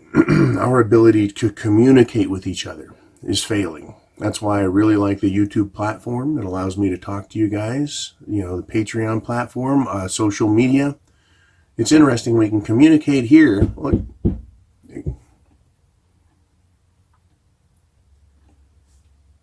More belated Christmas season's greetings. The who, what, where, when, why of everything. And it all adds up. It all adds up. But what does it take to bring a country down? What does it take to bring a city down? What does it take to bring the people down to a level right? Where instead of communicating and intelligently thinking, we're reduced more to our base selves. That's what we see in protests. It starts as a protest. People aren't happy and they want to tell others about it. They want to tell people in charge about it, or they strike and they want to let their company or their government know about it through that and say, we're not happy, you're not listening, we want to affect change. So a protest is a more base form, right? But usually it comes in response to a lack of willingness to communicate by those who are in charge: government, corporations, banks. This is what we have. This is the problem. This is where we're at now. The government, the power elite, the banks, power elite, and corporations, power elite, are unwilling to intelligently engage everyone and say, yeah, this is the problem, we see it. Instead, they deny there's a problem. Go, look how good you guys live, right? You've got all the junk food you need and you've got all the entertainment on television. Look at all the free stuff we give you. And it's like they assume, right, we're pleased with them. But I'm about freedom. If I don't like what they have and what they're selling, I pull the plug on them. I don't spend money on them, right? I don't do things so I can pay more taxes. I don't buy things so I can contribute to corporate profit. I don't borrow money from banks so that they can make a bunch of money. Now, this is the system we're in. This is why it's falling apart. People are either boycotting and saying, fuck it, I quit, or they're so far in debt that they can't even afford to play the game anymore. They need more money to pay the bills, to help pay for the stuff they bought, because the power elite, the people in charge, told them to keep spending and buying and buying and being convinced through clever marketing and advertising. You know, people are victims of themselves. It's very important. Victims of themselves. Government is a victim of itself. Banks are victims of themselves. They do what they want. They don't get in trouble. They look around and go, hey, we just got away with that. Let's do it again. Right? Corporations, same story. Everyone is a victim of their own consequences, their own decisions they make. This is where we're going. So you get into a protest and people are reduced to their more basic, we could say animalistic self, right? And in the act of protesting, people meet other people that are equally upset. And they work each other up and do a little French frenzy, right? Oh, let's go get some ass kicking and ass whipping, and right, we're going to strike and we're going to protest. Because that's really what a strike is.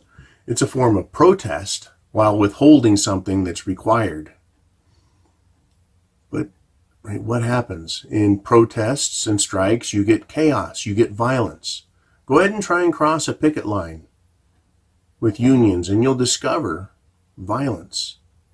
Go ahead and go to an Antifa protest and you'll discover violence.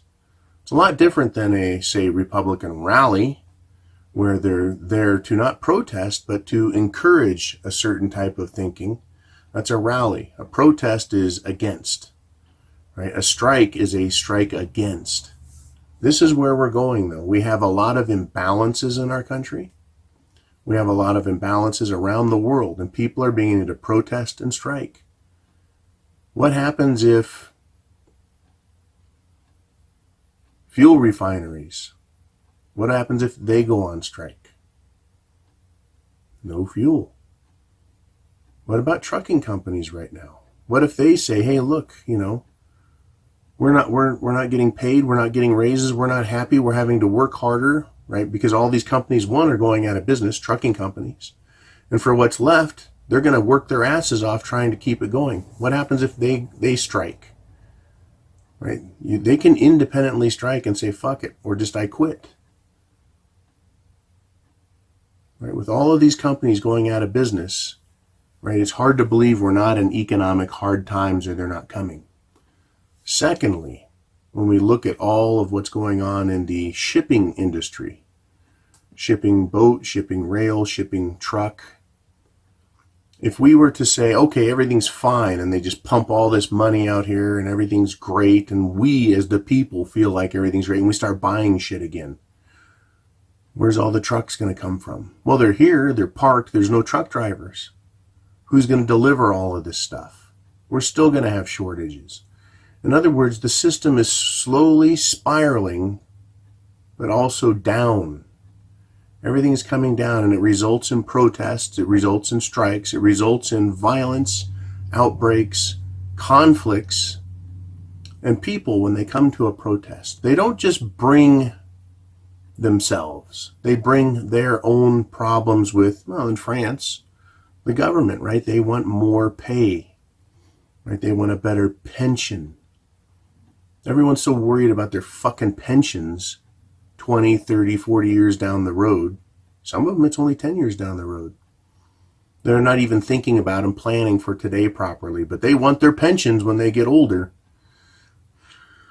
We got a lot of boomers retiring, and we're seeing what those pensions, right, are going to be worth here pretty quick. But people bring their own problems. Where's my pension? I don't like this ethnic group. I don't like this political group. I don't like this social group. So it's not just protesters showing up and they go, this is our agenda, we're going to protest pensions, or we're going to protest gas taxes. They bring all of their problems to these places, right? Why be angry about one thing when you can be angry about all of them, I guess. But this is what we're seeing, and we're going to start seeing a lot more of it. So Patrick Buchanan's article here, yeah, look at France and understand we're coming, right, to the same place.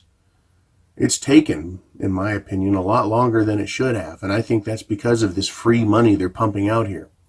But interestingly, over in Europe, the European Union, Sweden has said, hey, look, this negative interest rate, zero interest rate stuff isn't working.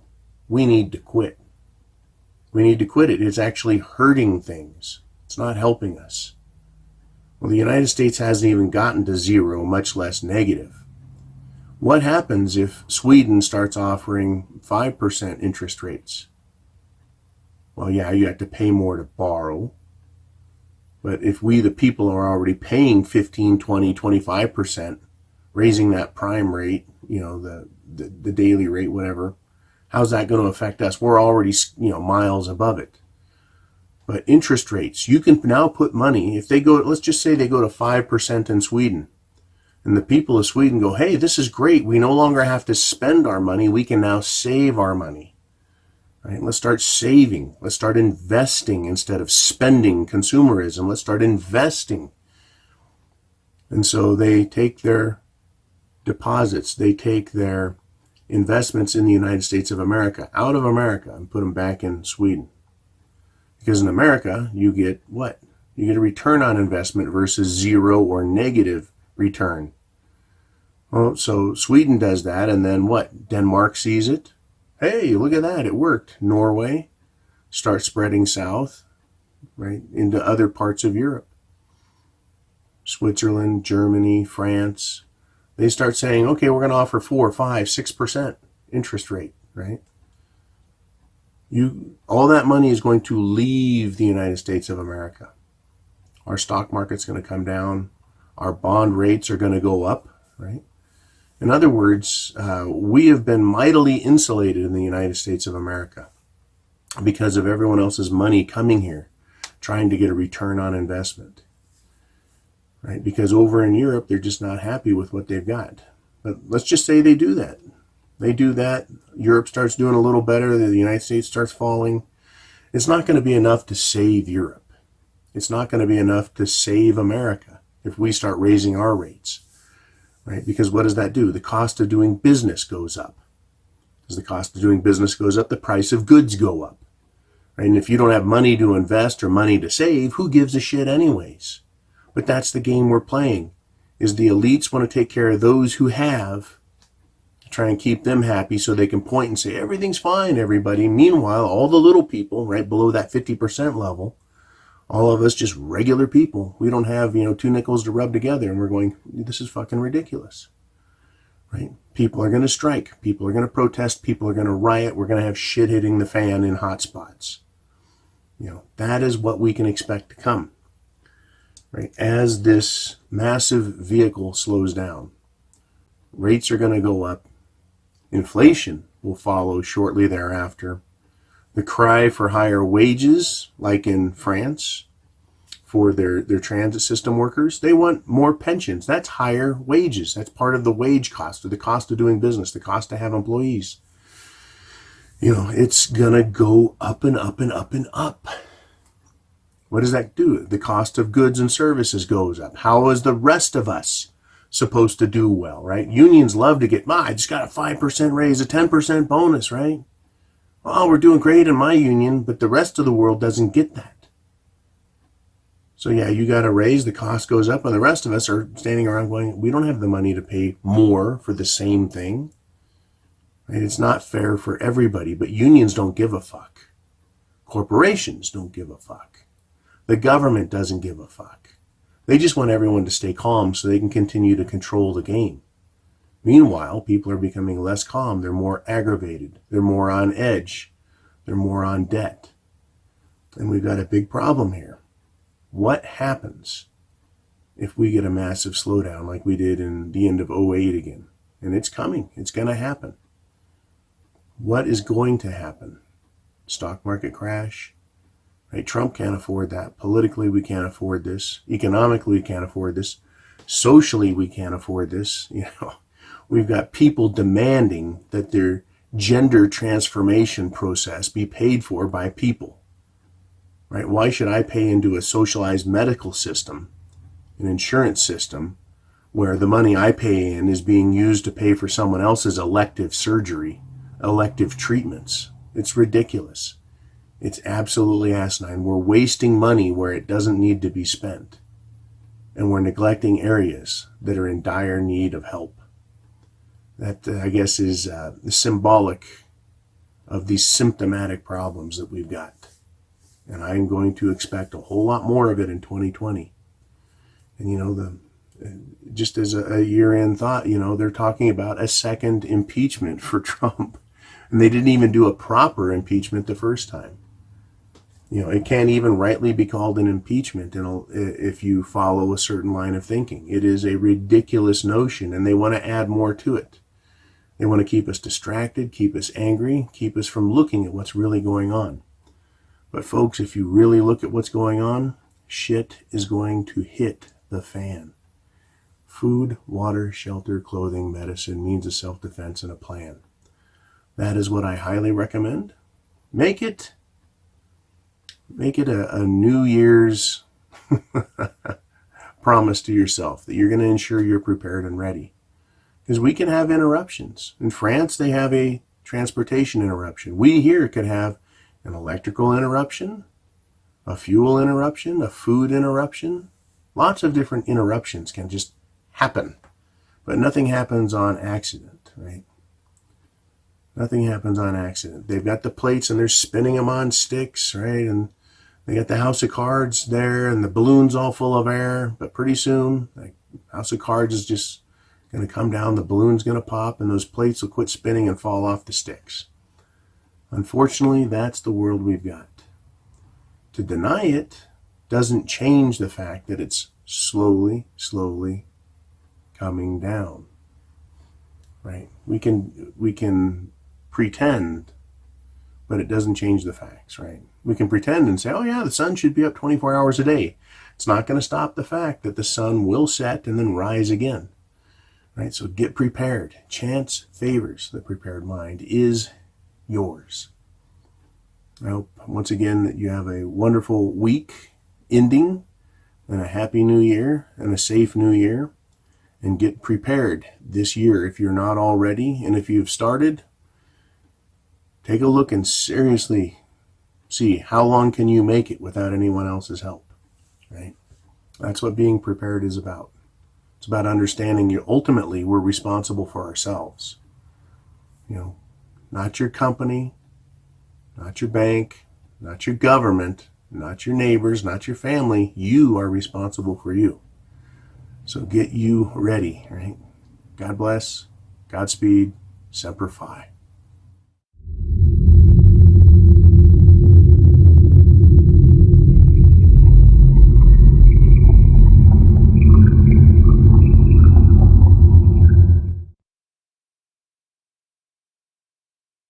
Alrighty, let me grab you a video here.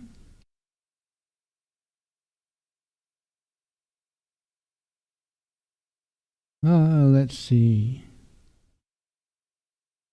Okay, this is another one that Suspicious Observer's done today, and pretty important video to watch and get a grasp of. It's titled Galactic Sheet Impact and Timing the Arrival. After our last special video about catastrophe evidence and the galactic trigger at the two closest stars to our system in the direction of the galactic center, there are basically two questions about the galactic current sheet. First, what is the galactic current sheet? And two, can we tell how long until it gets here based on those two closest star events? Well, the galactic current sheet and what it is, and how it triggers the solar micronova, is largely covered in our existing 23-part series, in the full movie, and especially in the Nova Triggers video, all of which are linked below. But perhaps a bit more is needed here, and we can use the solar system, the sun's current sheet, to learn about the scaled-up version at the galaxy. Keep in mind that the sun and galaxy rotate the opposite ways as we perceive north, so the curve of the galaxy goes the other way, but the further you get out, the less the curve actually seems to matter. From seeing out to Mars to seeing out to Jupiter, we can see that the bend halts at the radial motion, the rotational flow ceases, and a more concentric circle pattern is formed from the spiral. Well, galaxies are like this too, especially barred spirals like our own, where you can see the outward jut of the spiral towards the inside of the galaxy, then bend out to concentricity. And that is exactly what ends up happening once you get out into the solar system at Saturn, Uranus, Neptune, etc. While Mercury likely sees the sheet moving across it from the sun's perspective, rotationally, the outer planets see the sheet coming right at them. This is the best existing visualization of the sun's current sheet. In the solar system, it is mostly an ion density change and reversal of the solar wind magnetic field. But in the galaxy, the sheet contains the electrified particles and the galactic field reversal, but also the dust and gases caught in the front of the wavy sheet or attracted to it like a static duster in your home. As described in that Nova Triggers movie, it's the kind of thing that brings two separate ways to get a nova from a star, let alone a superflare, and it brings them at the same time. And so, with the sun at around the Saturn or Uranus-like distance from the center of the galaxy, if you can translate it that way, it means we are likely seeing the concentric waves basically emanating out from the center of the galaxy right at the sun, a radial outflow, not rotational, one wave after another. And so let's take what we know. These are the detection dates and light-year equated real flare years of the outbursts. I didn't include Barnard's in that last video, figured you could handle it. And when we remember that we are looking at stars that are 6 and 4 light years away, the 1992 to 2012 jump in occurrence means the wave triggered stars 2 light years apart, 20 years apart, which would mean that the 4 light years between Proxima Centauri and our star would be eclipsed in 40 years from 2012, or it would occur in around 2052. Nice and easy, right? Well, if you simplify the situation, yes, it is that easy. But here's why it might not be so easy in reality. This graphic we showed of the nearest stars is not exactly at scale, but pretend the center of the galaxy is way, way, way off the screen to the top, and indeed, Centauri is slightly off our view to the right and Barnard is slightly off our view to the left. If they were in a perfect line straight ahead, you could use that 6 and 4 light years, but this is a bit more trigonometry, and that's problem number 1. Problem number 2, no matter how far out you get in the spiral, it is never going to be perfectly concentric. The spirals do keep going out, and that means there will be a slight bend, if not the slightest of rotational flavors still lingering on the tongue of that sheet or wave. It is truly a shame that the only good animation of this galactic sheet field traces using the opposite spiral motion of the Milky Way. The correct one is at the bottom left. And so just pretend that those lines going out bend the other way, and indeed probably have to pretend they bend a lot more, like the sun's field. And this wasn't exactly the focus of the animation, and so it wasn't a key detail in their design. But in essence, the wave might come down at this image right horizontally. It might be angled slightly or curved slightly, even to the point where it was getting Barnard and Proxima at the same time. Just picture the correct bend. It's certainly possible. That's problem 2. We don't know the character of the sheet or superwave, or even which it is in this case. And that idea that the sheet could bend, and, in theory, could have been surrounding both those nearest stars at the same time, drives problem number 3. And it's the answer to the question of why then would there have been a 20-year difference in flaring between Barnard's star and Proxima Centauri if indeed they could have gotten hit at the same time? Well, the answer is that every star is going to be triggered differently. We briefly touched on this in the last video, but now think about it a little more. Some might just have a brightness change, some will flare, some will nova, some give off gamma rays, and something tells me that not only do each of those take different triggering times, but those times vary from star to star. It's not like we've got glowing plasma twins out there everywhere. They are, by and large, far more different than human to human, so consider that. Barnard, which had never flared before, maybe just needed a little push. The astrosphere around the flare star Proxima would indeed have taken much more to overcome. Maybe that's an explanation for its delay. And indeed, those star magnetic shields matter too. You ask how long before the sheet arrives. Well, who says it isn't here already? Who says it isn't a 100-year-long process going through it? Earth spends a couple hours in the sun's sheet every 2 weeks. So scale up a couple hours in 2 weeks to maybe 100 years every 12,000 years for the galactic current sheet cycle. Doesn't really sound so crazy. Certainly less crazy than it hitting in one day and being gone. It may have been affecting both Barnard and Proxima for years before we saw anything. And now, let's add to all of those facts the fact that our changes in the solar system have already begun. And remember, Proxima was a known flare star. It's now routinely flaring 10 times higher, with that one super flare being 10 times higher still. Now look at the sun over the last century compared to most of the last 12,000 years prior. Since the last great magnetic excursion of Earth, the sun has not done anything like it just did last century. Well, is that our sun's version of 10 times higher activity before it releases one 10 times higher still? And furthermore, does it matter that Barnard's star is moving perpendicular to us while Centauri moves directly away? Does a star's proper motion, with, against, or sideways to the sheet make a difference in those triggering times? Are you starting to see how many moving parts are here? FYI, it has indeed been my position that the planets are changing due to the solar system-wide shift, which may be galactic after all. At this point, we are being affected already, likely in the sheet already, or taking the edge of the wave. So it may be 2052, something my children and perhaps even I would see. But it also could be much, much sooner. That's why, without anything remotely resembling fear, we have to keep our eyes open. I'll see you in the morning. Be safe, everyone.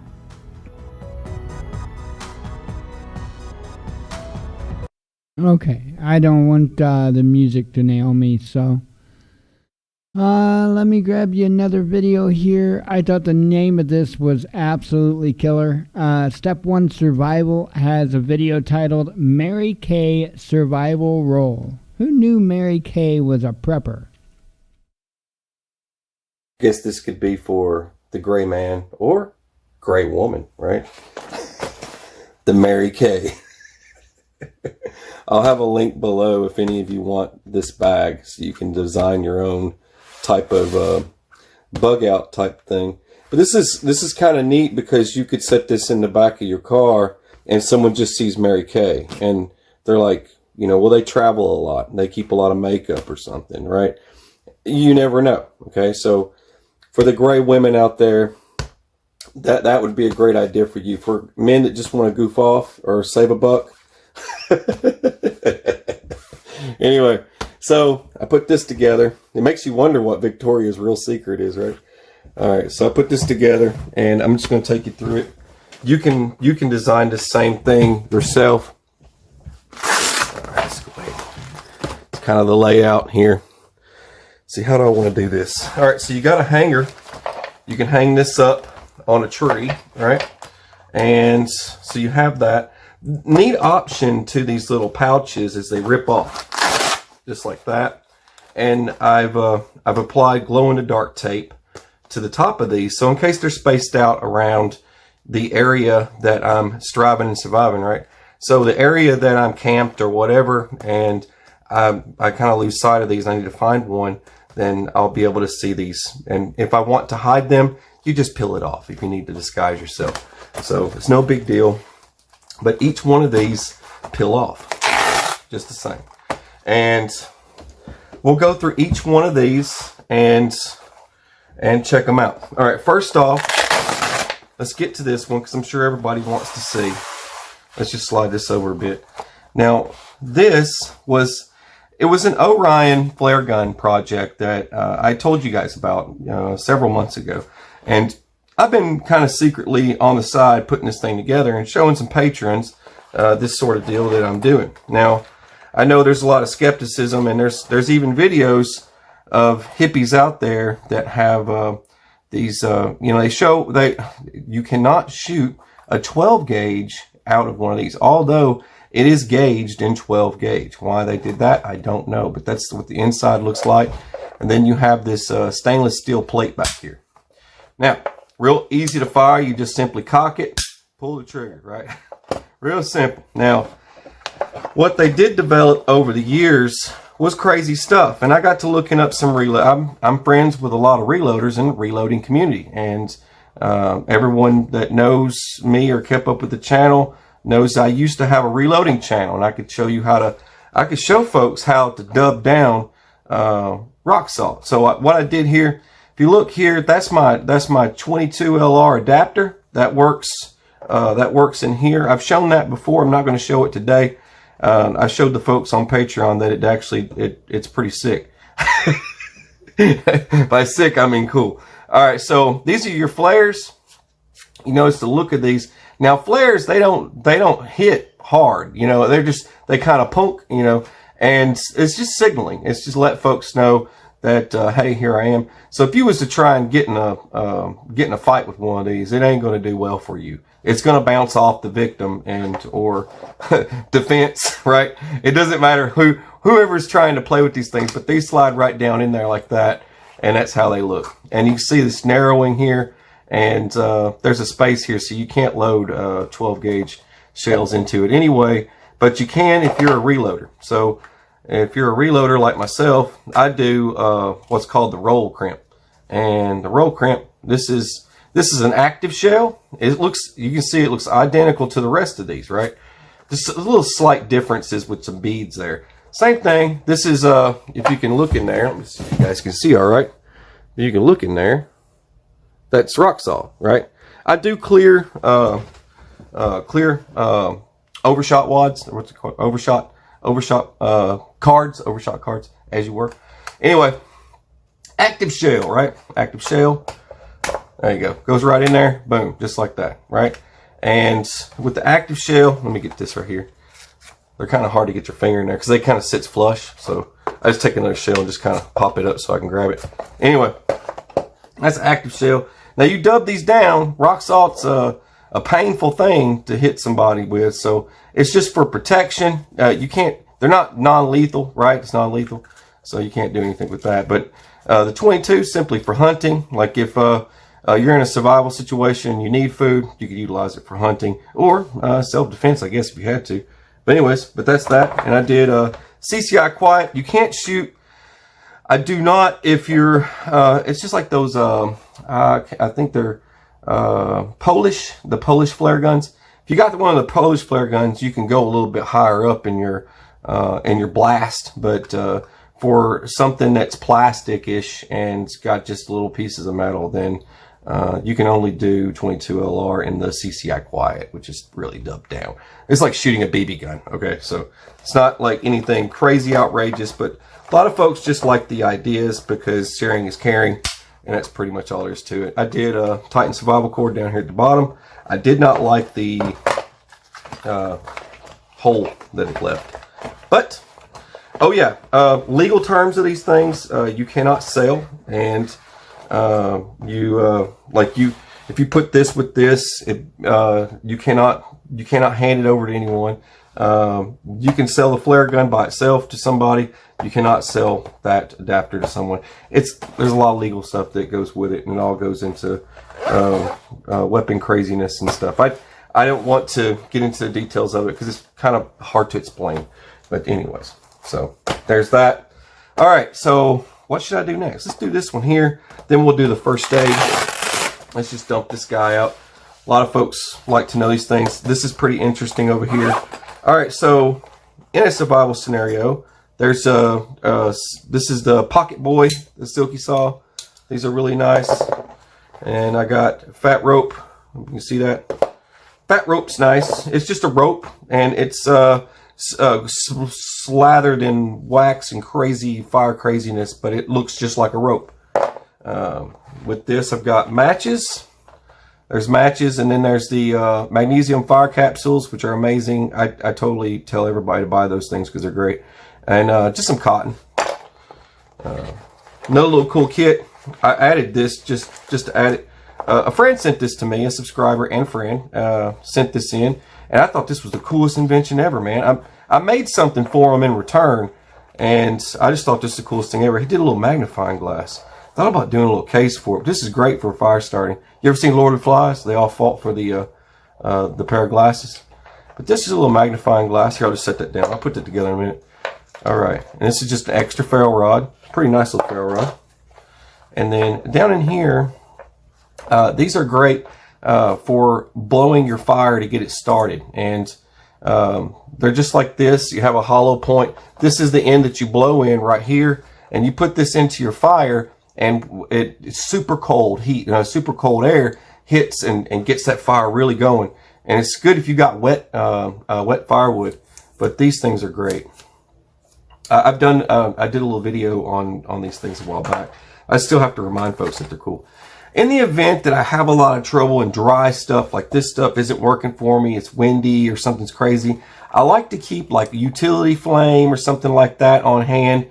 It's just a great item. It's gel, and this is a small compact package that I can fit in here, so I went with this. But utility flame works really good if you're in a situation where you really got to get a fire going, right? And I've got there's a sharpener, there's a multi-tool, and there's a survival saw. And then here I went with this. Another friend gave me this.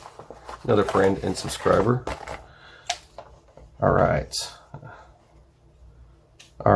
here we go. And this one's already got this Mora already has the 90 degree. I went ahead and it's real easy. You just file, you take yourself a file and get yourself a good 90 degree on the back side of this thing. And it's come from, I believe, Cross Blessed Outdoors is the channel. All right. And it also has a website. I try to help them out when I can. Sometimes, I get to talking and it slips. You know what I mean? All right. So there's this is a bicycle inner tube, duct tape. Bicycle inner tube protects my mini Bic lighter. I made myself. And this is magnesium and a ferrule rod in one. Ferrule rod's kind of tiny, so I went ahead and put this guy in there as well. I thought that'd be kind of useful. And then you can't leave out just having a regular Bic lighter. And I had to do the T-Rex riding the scooter in the moonlight, but that's another friend sent that in. All right. Let me pack this in here and we'll get to the next one. All right, let's get to the next one here. I'll do the medical kit last. All right, in here, it's kind of a variety of stuff. And then I'll get to some stuff over here I kind of had spares of, and I put over here in this one. That's why I want to start this one first. All right, so we got a Hydra Blue water filter. And these things are super cool. It's just a pen. and you can clip it to something. And it's not just that it's, you know, you got your straw right here, but it's not just that it's neat because it's a pen, but it may, I mean, not only does it clean the water, and you can go through gallons. This will last you through gallons of water. Not only all of that, but it makes the water taste better.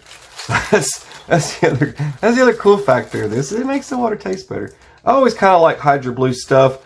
I don't like that blue water bottle that they make because it leaks a lot. That's the only problem with it. It's cool, but it leaks a lot.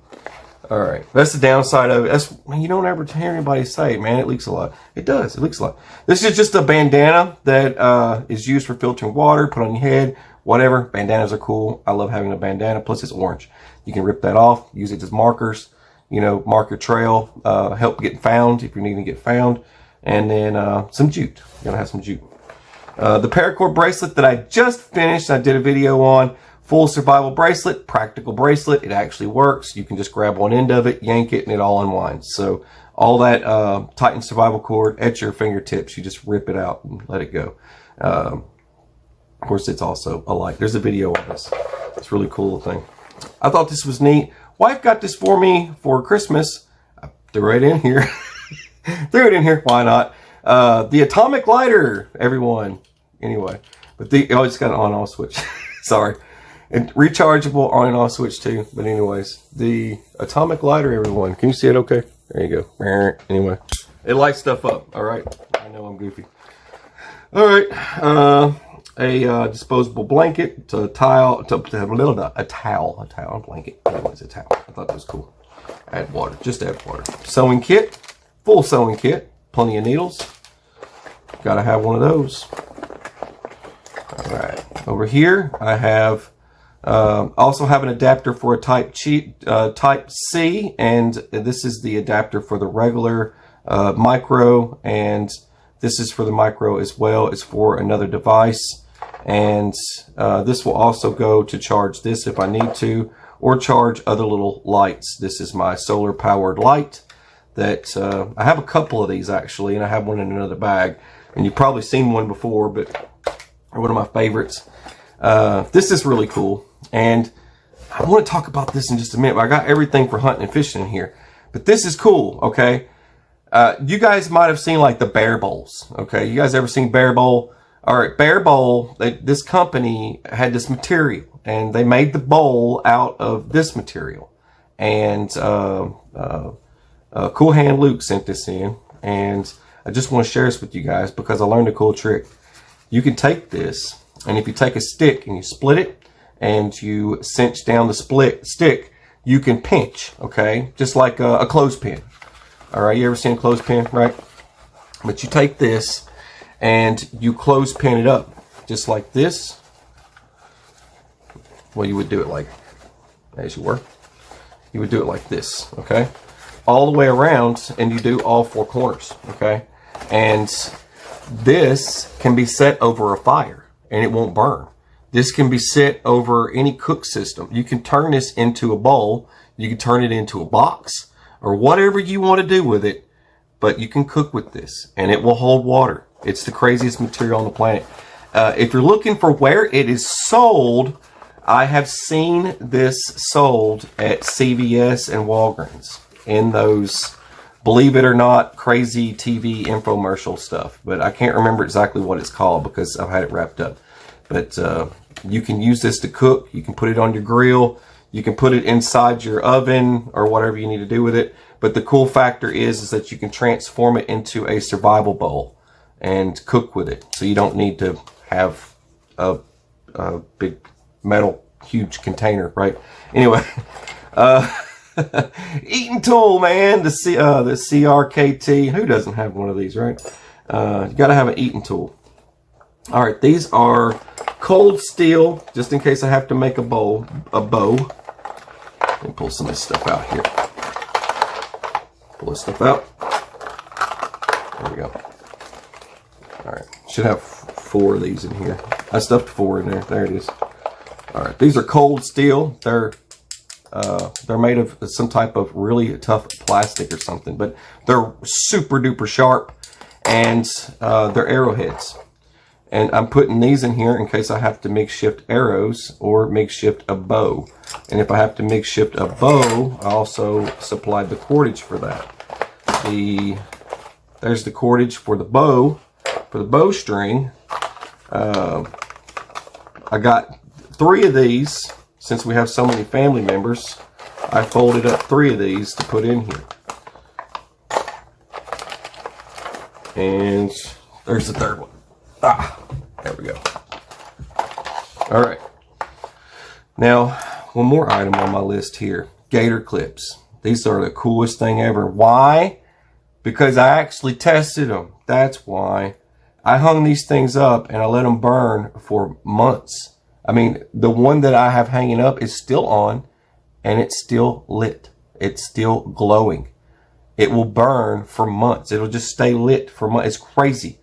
It hardly takes any electricity to operate those little LEDs and it'll burn for months. So it is a good item to have. They're magnetic and they have clips, so that's pretty useful. I took the clip off one because I was saving room. Nail clippers. I meant to add this to the medical kit. I don't know why. It's just chilling here. But who in their right mind doesn't? Man, nail clippers, man. What if you're gone for a long time? You ain't never coming back. Right? You want to clip them nails. All right. Coffee filters. Tons of them in here. These are used for filtering water. Water purification. Also have, that's also a spare bag if you need for water. This is your Kadan. Kadan makes great products. This is their water purification tablets. So that's also in there as well. I went with the Go Prepared Survival Military Speed Hooks. And this is for the fishing kit. I did a video on that as well. And they have a website. Check them out. But this, I actually showed this being used. And I've actually caught fish with this rig on their bait. Works. Okay? Trust me. All right. Next up. This is just a little tactile light I think I got a while back. I can't remember. This will mount to a weapon. It's a weapon light. You can use it on that thing if you need to. But it has red, and I thought that was cool. And it also, if you hold it down, it goes to white. So it's just a cool option to have. And then this can go with the perimeter alarm. I do perimeter alarms. Someone asked me about mouse traps. I use mouse traps for perimeter alarms, and I use mouse traps as makeshift claymores. So I do a lot of weird stuff like that. I don't show all of it. I'll start showing a lot more. I know I have a video on claymores and mouse traps, so it's out there. All right, let me throw this in. Let's do this. All right, now this kit. Last one. All right, did a little cross on there. Thought that'd be kind of cool. Little red cross. Got some gauze pads. Sippy has all kinds of stuff from antibiotics to suturing to saline. She has all kinds. She got saline bags, all kinds of stuff. It's crazy. Alcohol prep pads. I went with a suturing. I'm glad Sippy showed me how to suture because that's a really good thing to know how to do. I went ahead and threw some food in here because it needed to go in here. I had nowhere else to put it. I wasn't going to put it over in the other section, but I know a lot of people like pemmican, whatever, you know, make your own stuff, but this is the same thing. This stuff will last forever and really doesn't have an expiration to it, honestly. But the thing that's cool about these, they're made by Native Americans. It's cool stuff. And it tastes really good. It's delicious, actually. It's like beef jerky. All right, that's buffalo. Anyway, a couple of protein snacks. Just throwing it in there just in case I, have a little trouble catching some food. There's Tylenol, ibuprofen, and some caffeine tablets to keep me up in that one. And I got some super glue here. It's just super glue, just in case I need some super glue. There's this is a super permanent marker, which is really useful. I don't like this type of tourniquet, but it does it. If you take it down a notch, you could use it on a child if you need to. That's the only reason why I have that tourniquet in there. And chapstick, because you need chapstick. Tweezers, because you need tweezers. Let me wrap that back up. I don't want that causing a problem anyway. It probably will. Anyways, whatever. I hate those things where they pop open like that. A brand new razor blade set. And I also have, this is a razor knife. And then I have the razor knife blades, extra blades in here. All the same size. And I have electrical tape. Whole thing of electrical tape there. It's a space blanket. Wrap yourself up, keep you warm. Hope you can still see what I'm dropping here. There you go. Yeah, you can still see. Okay. Gotta have some medical shears. Put those over here. Full medical kit. Got your tape and bandages and boo-boo stuff and your little removable sutures and everything. So whole craziness right there. And another little crazy pack kit. This is the quick grab in case I just need bandages or something. Just a quick band-aid. I can grab this one here. And then also as well, more. These are the larger ones, and these are the butterfly. These are half actually. Yeah, these are the absorbable hydro. They're called hydro bandages. They're really weird, and they're pricey, but you can leave them on, and they have all the stuff to help heal the wound. And I like them because I can. They're flexible. If you put them on a joint or something, they still bend and move. So they're good to have for if you're out in the sticks. Anyway, got some gauze wrap. Got plenty of that. Raincoat. Gotta have raincoat. And a towelette. Toilet paper. And this is bandage, liquid bandage. And liquid bandage works really good. If you got some unusual cut, it's aggravating. You can't get to it. You can't put a bandage on it. Liquid bandage works great for that. So I went ahead and put it in here. I know somebody in the community will probably recommend a whole lot more. That's perfectly fine. I love the recommendations. All right, so the way this works, you see this triangle shape? They just connect just like this. Let me bring this over. And city limits, I don't recommend that. Anyway, so this just kind of bends like this to the triangles. But it kind of goes with the bag, just like that. It comes together, just like a little bunch of triangle squares. And then you just bring it down and give it a cinch. Just like that. And then you're left with that. These little triangles all connect together. Pretty neat little bag, huh?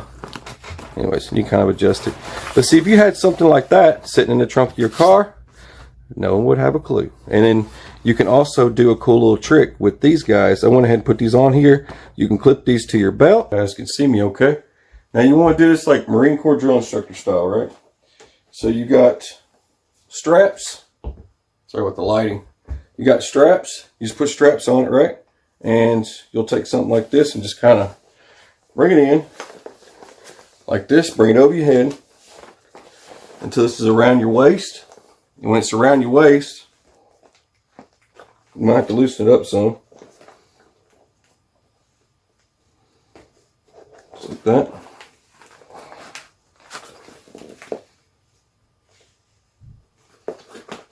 You gotta adjust. All right, here we go. And this will go right on your back. You'll have to make adjustments so it fits right, but it'll fit right on your back. And now this way, you can walk, you can hump, you can fist fight, and you still got that back there, and it's not bugging anybody. Then if you need it, hey, you got friends? They can be behind you. Hang on, man. Let me open that thing up. Let me get this thing out. I need that chapstick, bro. All right. Anyways, hope you guys enjoyed it. God bless you guys. Take care.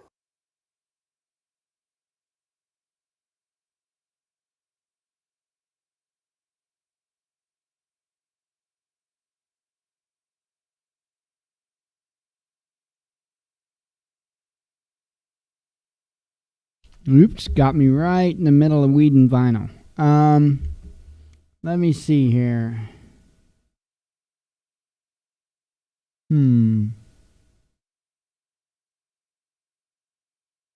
Look up through the list here.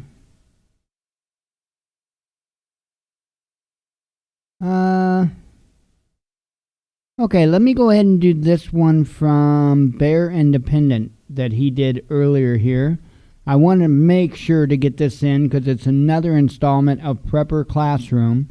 This one is titled Useful SHTF Skills. Good morning, everybody. I am Bear with BearIndependent.com, which is where all the cool kids hang out. So if you're like, Bear, I need a team for the end of the world, there's forums there at BearIndependent.com, specifically designed to allow crosstalk for y'all out there on the interwebs to meet people, date each other, fall in love, do the hard things together, and survive the zombie apocalypse. Or whatever.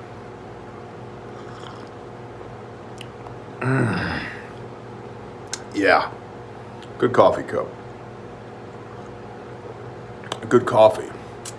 We hold these truths to be self-evident, that all men are created equal, that they are endowed by their Creator with certain unalienable rights, that among these are life, liberty, and the pursuit of happiness.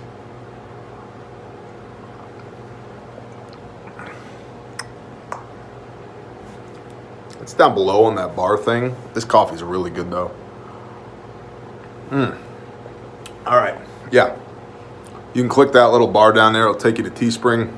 T-shirts, hats, mugs, patches, stickers, whatever.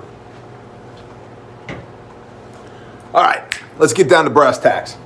Y'all have asked, several of y'all, in the comments on the Prepper Classroom videos, hey Bear, cool story bro, what are some useful prepper skills?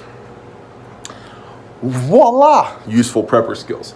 So we're gonna have a little bit of a philosophy discussion, and then I'm just gonna rattle some things off. So I am a huge proponent of the militant farmer concept.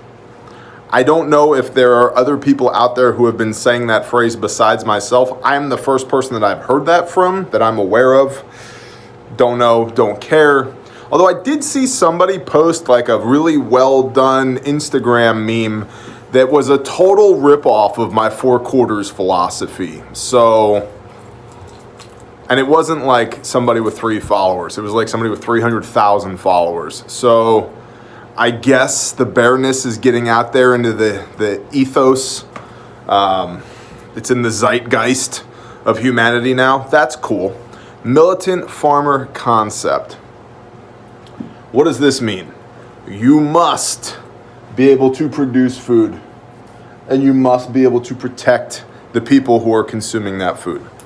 These two are non-negotiable. Excuse me, says me. Non-negotiable. Why? I said we'd have a little bit of philosophy here. Why? Because there are 3 things that I think are the most likely issues in the near-ish future for Americans and therefore the world that could lead to potential chaos. One is political disturbances that lead to civil unrest and or potential tyranny or tyranny actual in the United States. The other is food shortage, which if we don't get a good spring 2020 planting, forget it. You should be buying food now and stacking it to the rafters now. It is still cheap now. I don't know how long that's gonna last. And economic depression, recession, a softening of the market. These 3 things I think are highly probable, not just possible, but probable. Much more so probable than, Iran launches a dirty bomb at San Diego or whatever, right? Very probable. How probable is a different video for a different time. But those are my 3 kind of pillars of potential SHTF in the near future, which ergo, therefore, the militant farmer concept. So let's talk about this. Kind of in this column are more of the militant type things, and in this column are more of the farmer type things, but there is some overlap. So don't get your panties in a wad if you feel like that should be in that column, and I'm going to leave a nasty comment on the internet because I had a poor upbringing and my mom never hugged me or whatever. Okay. Militant farmer concept. Offensive/defensive security. The ability to actually do the things with your rifle, with your sidearm, right? And that implies readiness and training with said stuff. Not just having the plate carrier and the AR. And did you see, man, I got this cool new bump helmet and it's got the nods on it. Now I can see in the dark and we're gonna rule the battle space. Cool. Can you actually do stuff with it? Or do you just sit around and fondle it on your couch while you're covered in Cheeto dust and smell like Mountain Dew? There's a difference. Go do the things, okay? Go do the things. So, the ability to actually affect offensive and defensive security measures. And what do I mean by offensive? Pressing out into your area of operations and securing an area because somebody has to control this place. I'd rather it be us. Okay, because I don't know what everybody else's best intentions are, but I know what mine are. And so a benevolent dictatorship may be the way to go. And what do I mean by that is, if we're good, I'm good. I'm not trying to take your stuff. You're definitely not trying to take my stuff. I'm just going to control this little plot of land right here. But I'm not fighting a war at my doorstep. So we're going to press out into our area that we're operating in offensively to be able to better provide security for us and ours. Okay? Defensive is obvious.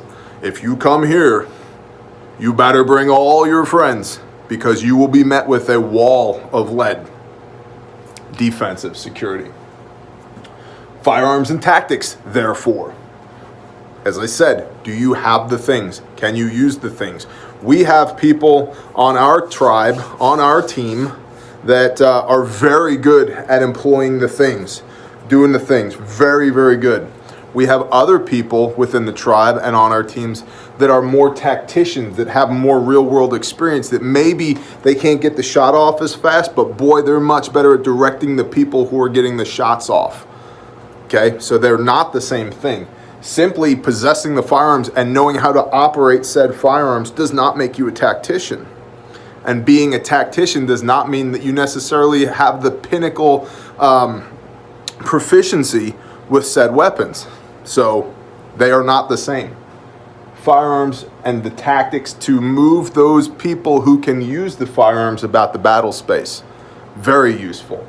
And again, understand they're not the same thing. And man, there's so many people who are like, yeah, I was Quad Zeros, Charlie Whiskey 68 Delta spaceship door gunner on a UH 67.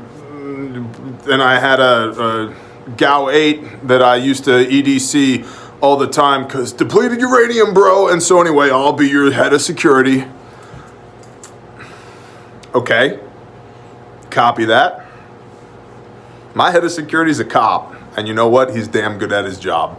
And he doesn't have to be all the blah, blah, blah, blah, blah, blah, blah, blah, blah, blah, blah to get his job done. In fact, he's the exact opposite. One of the many reasons that I love him. So beware of that, okay? Intel, the ability to gather and develop said intelligence. This matters. And we talk all the time about area study, developing your network. I mean, Sam Culper over at Forward Observer just nails this stuff over and over again. You have to have a presence in your community. You have to have good rapport with the people in your community so that you can pull this intel back and develop it, put it all in one location and examine it and look at it and play with it and understand your operating environment to give some context to this intelligence that you're receiving so that you can deploy that intelligence in such a way that allows you to operate from a position of strength. So useful skills, gathering and developing intel for sure. And then commo, man, just, hey bro, what's up, man? Can I get some resupply? I'm out of jalapeno cheese spread. Yeah, no, not a problem, man, we're coming, right? Got to be able to talk back and forth. And we really take for granted right now our ability to communicate. But from operating in environments that don't have cell service, that it's not coming back. There's no electricity. Maybe it never existed here in the first place. You will learn real quick just how valuable a radio on your war belt or your plate carrier is to be able to key that mic, listen to your radio, find a repeater, and go out from there and get a hold of the guy that you need to talk to. Maybe it's your repeater, maybe it's somebody else's repeater, maybe there's no repeater at all, you're just operating simplex, who knows? But my point is, You have to be able to communicate with your people, because otherwise we're running around uncoordinated like chickens with our heads cut off. So this is really important, and not just the basics, because I am not a commo guy. Y'all are asking me all the time, Bear, we need more commo videos. I'm like, I know, but I have 3 commo guys. They all have real lives. They all have other things that they are responsible for, and only 2 of them are geographically anywhere near where I am currently, and I'm working on coordinating it, because I'm not going to stand here and pretend that I'm the commo guy, because I'm not. I can key the mic, go, yeah, listen here, spaceship door gunner guy, we're going to need some cover fire out of the International Space Shuttle on our current position. Yeah, mark pink smoke, we're 100 meters south of the pink smoke. Right, I can do that, but that's it, okay? Medical, why medical? Well, A, it's a very useful prepper skill, and medical is a wide array. This could be everything from, you know, triage and surgery and dealing with, you know, major trauma, lacerations, severed arteries, blowouts, and just mangled human bodies, putting people back together again, to very precise surgery, to midwives, the words, they're tremendous. Believe me, tremendous. Have you seen Melania? She's beautiful. Okay, so there's a wide spectrum here with medical. How did that get into the militant side of things? Well, A, most people forget that bullets go both ways. It's not a one-way fight. Bullets go both ways. So if you're pressing triggers, there's a possibility that somebody's pressing triggers back towards you. In fact, a high probability, and there's a probability you get hit.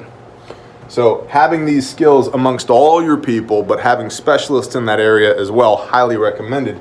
And again, your intel, your network out there in the community, building rapport with the people in your community, being able to send a unit out into the community. You send a couple of docs and a couple of security people, all of which are acting as operatives, intelligence operatives, gathering intel and bringing all that back to you.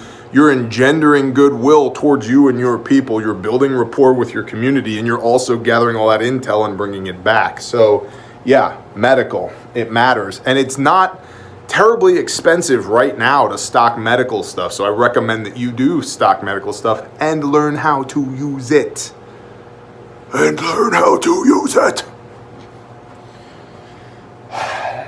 And this is more of a philosophy than anything, but independent operability.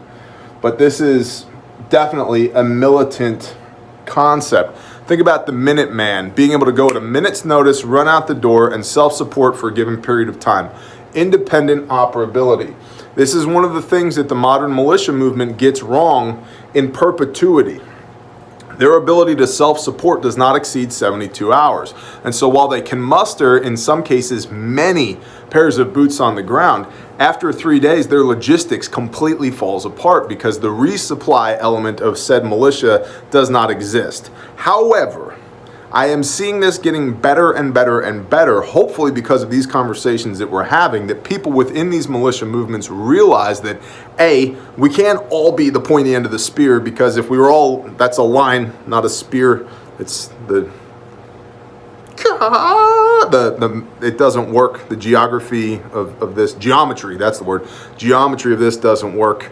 So there has to be a pointy end of the spear, and there's no shame in being the handle of the spear. Be the support element, because without the support element, the pointy end doesn't go anywhere or do anything. It doesn't pokey holes into things without a handle. Okay? So the independent operability of you and your crew is highly important. And it's something that the modern militia movement gets wrong, but is getting better at. Because after 72 hours, guess what? We're all useless if all we have is 72 hours of kit on us. We should deploy knowing that we have 72 hours of capability on us, and within 12 hours of us deploying, our resupply should be spinning up, because our logistics people are concerned about independent operability, and now they are bringing tote bins, cases, pallets of stuff boom, to our location. And when we get here, we're going to set up an HQ tent and an aid station and a commo shack and CP and blah, blah, blah, blah, blah, blah, blah. And we're going to have racks laid out, and so that we can develop a watch, so that we can get a field kitchen up, we can maintain infrastructure, we can stay on top of our sanitation, we can do all of these things that allow us to have independent operability, not just be a bunch of fools in multicam in the woods. Hey man, I'm playing soldier. Cool. But there's much more to playing soldier than that. So independent operability matters. Man, we're 15 minutes deep and I'm on half of a whiteboard. I apologize. All right. Farmer concept. The ability to store food. Hold on. Hydrate.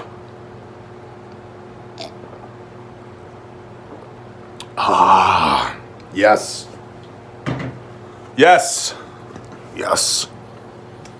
Disastercoffee.com, I think. Check those guys out. Disaster Coffee. Their coffee is not a disaster. They fuel people who respond to disaster. Yeah, Grindstone Ministries for the win. All right. The ability to store food. Put food in buckets, put food on pallets, put food in barns, freeze it, cure it, stack it. I don't care what you do, stack it to the freaking rafters. I cannot be more adamant about this. Get food now. Get food now. Get food now. Okay.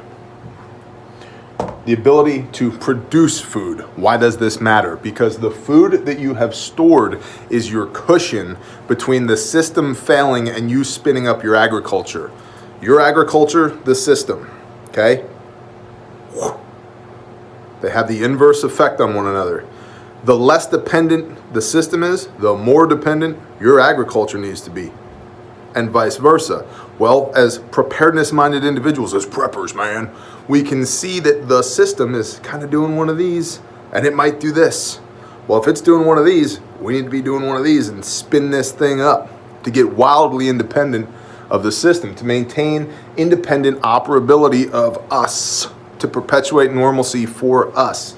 So you need to be able to produce food, make food grow forth out of the ground. Part of how we do that is animals. I get the question all the time, Bear, what's the best way to store protein for food storage? On the hoof, bro. I mean, that's frankly, yeah, that's where we are. We have sheep, we have goats, we have turkeys, we have chickens, we have one lone guinea hen that my wife will not let me shoot. Although, I may arrange for it to have a happy accident. I don't know yet. I gotta talk to some people and put a hit out on the guinea. But anyway, we've had ducks, so forth and so on. So we have a lot of meat running around on the homestead, and we will have spring 2020 cattle as well. We are moving in that direction because it's much easier for me to keep my protein on the hoof and take what I need when I need it than it is for me to buy it now and can it. Although, if you can't do that, pressure can. Research pressure canning. You can pressure can protein and you get good shelf life out of it. Burping. Animals. Foraging. Now, a lot of the time I'm like, look, I'm not a fan of foraging. Asterisk caveat.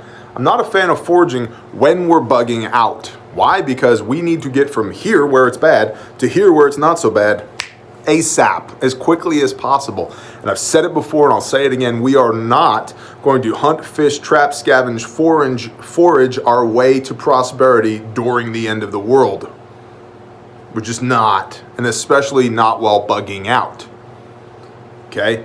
I'm on a mission to get from point A where it's bad to point B where it's not so bad. I don't have the luxury of time to be fishing, scavenging, foraging, hunting, trapping, any of that. However, in situ, if we're bugged in, we are living in a place with our crew, with our team, with our tribe.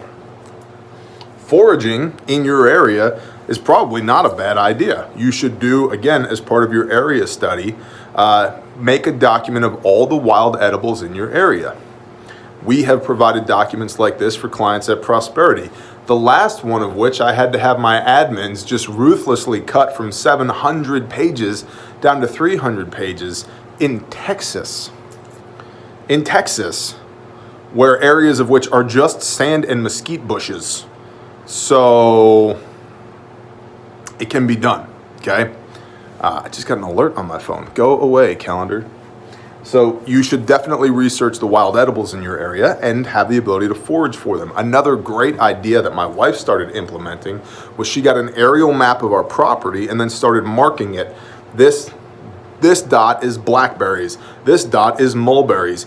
This is wild asparagus. Over here are wild onions, yada, yada, yada. Why is that important? A, she can remember what is where, and B, if we have a bunch of people operating on the same piece of land, we can say, here you go, Sally, go over here to X and pick a basket full of wild onions we needed for dinner. Copy that. So as you're identifying areas of your land that have these wild edibles on them, mark them on a map so that you can distribute that map to your people as needed. Okay? Cooking. Can you cook said food? I mean, really, not like, well, I got my solar oven and cool, have you used it? I haven't used mine yet.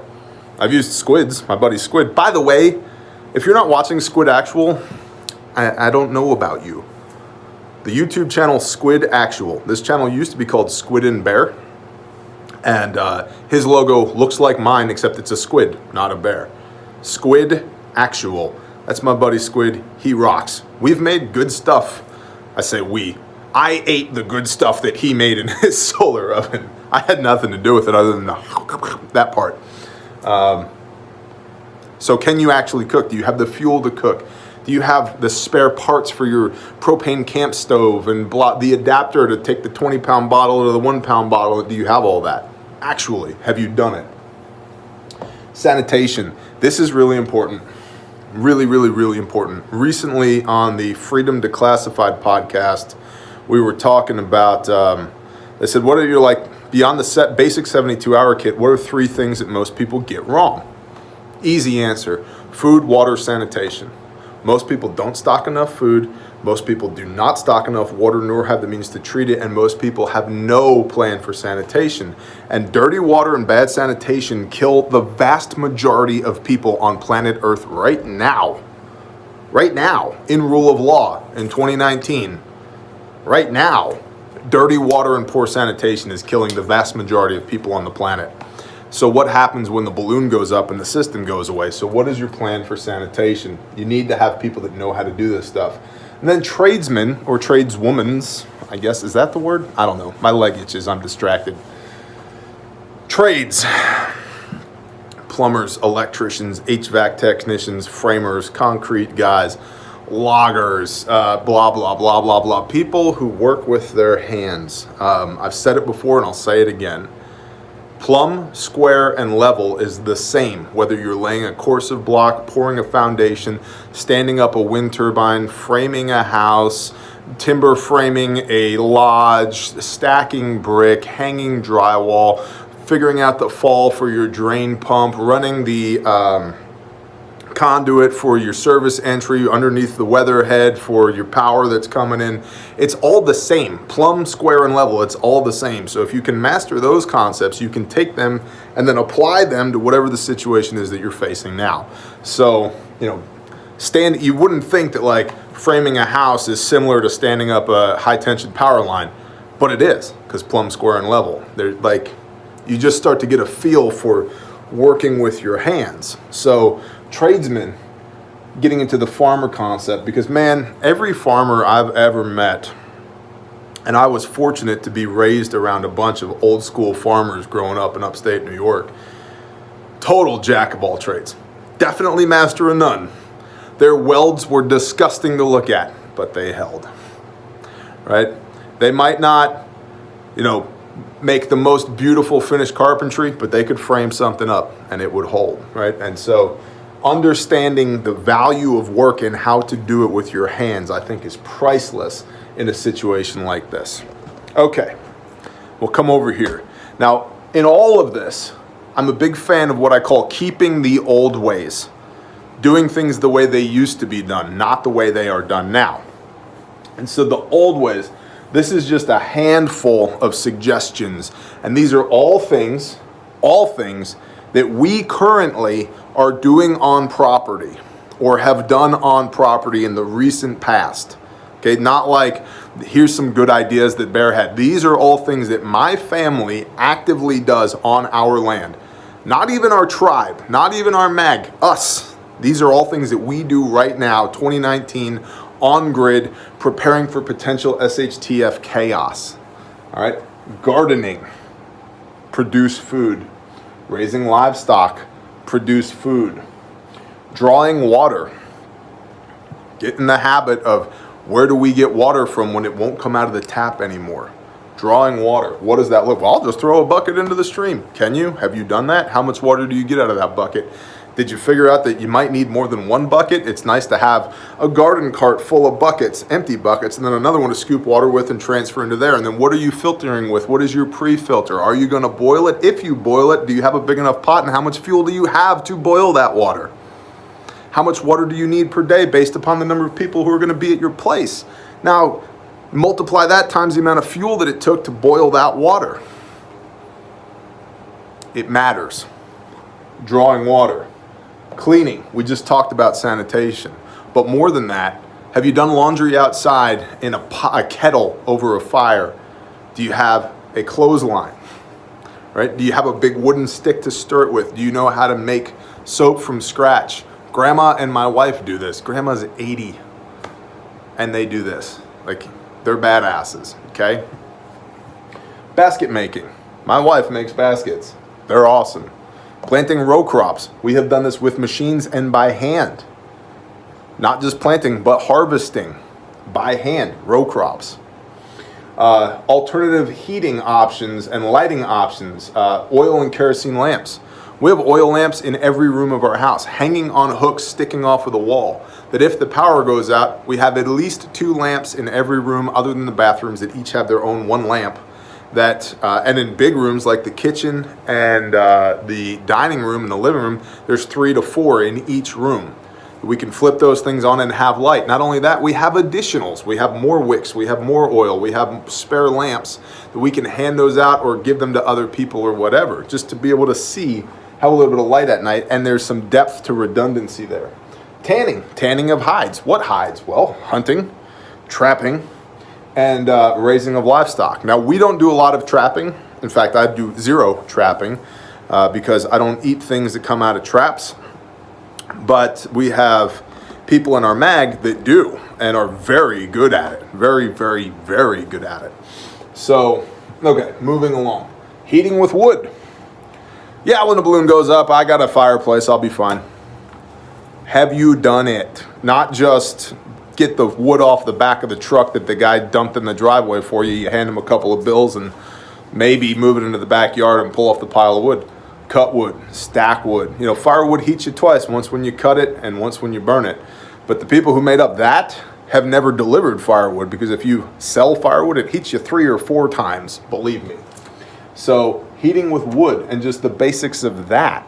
Do you have a chimney brush? Do you know how to clean your chimney? Do you have a little shovel to get the ash out and a metal ash bucket and all of those things? Okay. Blacksmithing, making knives and tools, fixing knives and tools. That's an obvious one, but it needs to be addressed. Leather working, same thing. Man, you know, we have stuff that needs to be maintained or created to meet the need. Sewing. And you think, well, sewing, I don't know, whatever, that's for chicks. Hold on.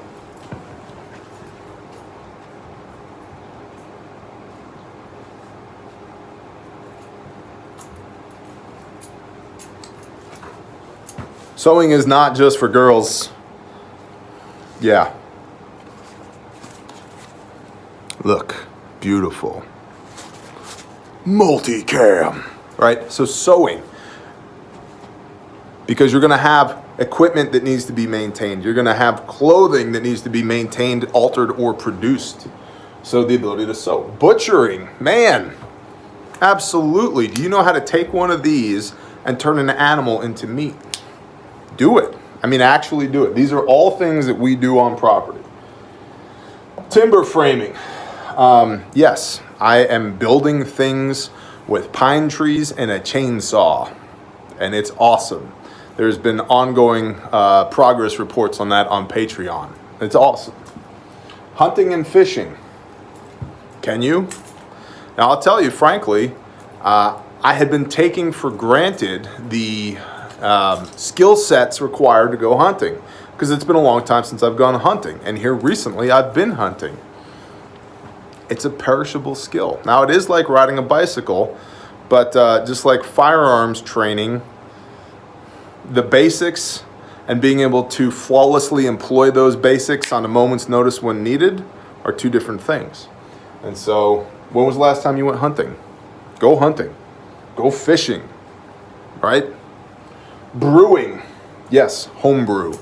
We have made wine, vinegar, ethanol truck fuel, and we have a brother in the tribe, several brothers in the tribe actually, that make mead.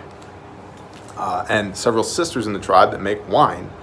And several others that are fans of truck fuel. Let's just suffice it to say that when the rest of y'all are going through withdrawals, we're good.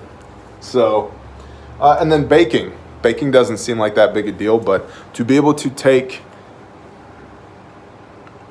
a handful of wheat berries and turn that into bread from scratch is awesome. And so, when I say the old ways, these are the kinds of things that I'm talking about that allow us to pull back from the system and take control of our independent operability from the system. As a community, as a team, in situ, here, in this area right here.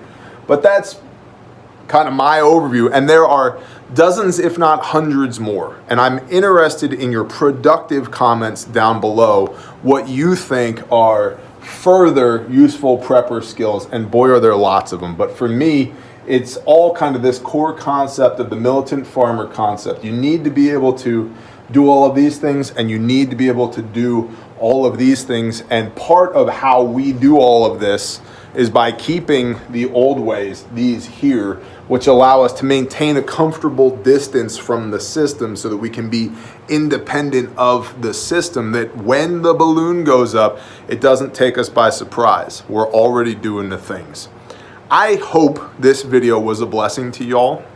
I hope that you would share this with people who need to see it. If you have suggestions for other Prepper Classroom videos, please put them down below. Huge shout out to our patrons. We could not and would not do this without you. You are the economic engine of the Bear Nation, and I deeply appreciate you.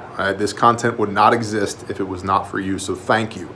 If you would like to support the show, click the baby bear. He's up here somewhere, and there's 24 minimum exclusive pieces of content per month at Patreon, in addition to all the free content we provide here on YouTube.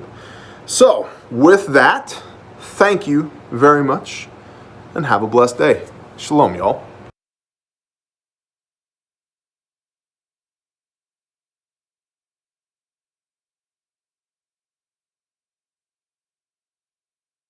Alrighty. Huh. Fun.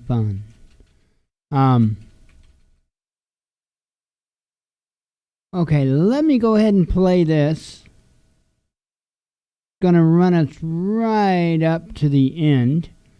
And it's High Impact Vlogs. It's titled The Most Dangerous Threat Nobody Talks About.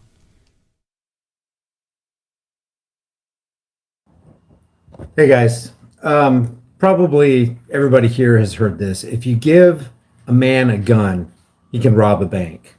If you give a man a bank, he can rob the world. And we've seen that time and time again.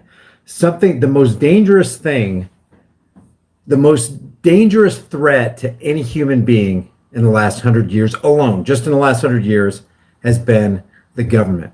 And the last thing that you want any government, I don't care if it's the American government, the European government, the Canadian government, it doesn't matter what government you're talking about. If you give the government unlimited funds and unlimited resources, do not expect anything good to happen. So I'm gonna jump in for about 30 seconds, 45 seconds, and read some comments, see how you guys are doing. Hope everybody had a safe Christmas. I want to address. I'm going to address what. Hey, what's up, Jason? What's up, Peace? Snapzilla Gorillas here. Mindbender, Troy, Brian, Normal Blue Isis. I love that name, Blue Isis. What else would you call it? That's a perfect name for that. Let me see. What's up, Nix? Political Justin's here. Candace, Digital Overload, Samantha. I'm not really here. Hey, I'm not really here is here. I'm glad I'm not really here is actually here for once. So if you give a man a gun, he can rob a bank. Give a man a bank and he can rob the world. If you give a man a bank, he will empower government. Governments will do nothing but harm you. In the last 100 years alone, 250 million people have died at the hands of a government that they trusted, a government that would promise to keep them safe. I mean, they sprinkled political promises all over the place and people let their guards down. They gave their rights away. They gave their guns away. The government came in to protect them and now they're dead. I mean, just dig a bunch of holes, because that's what's going to happen when you start trusting government. And then you mix in the propaganda machines of mainstream media and then televise it across the world, and it makes things even worse. But the one thing they will not talk about, nobody talks about, no politician on either side, not Republican, not Democrat, no commentator on the Communist News Network, MSLSD, Faux News, nobody's going to talk about this. The thing that empowers government is the Federal Reserve Zionist International Banking Cartel, which is a foreign entity, guys. It kills me that they talk about Trump-Russia collusion and all the foreign interference and foreign meddling in our sacred election processes. Guys, it's already happened as of 1913 at least, and even prior to that. Just on 1913 with the Federal Reserve Act, it went on paper and we officially became slaves of the Federal Reserve Zionist International Banking Cartel. That's a foreign entity that they don't just care to take over the election process.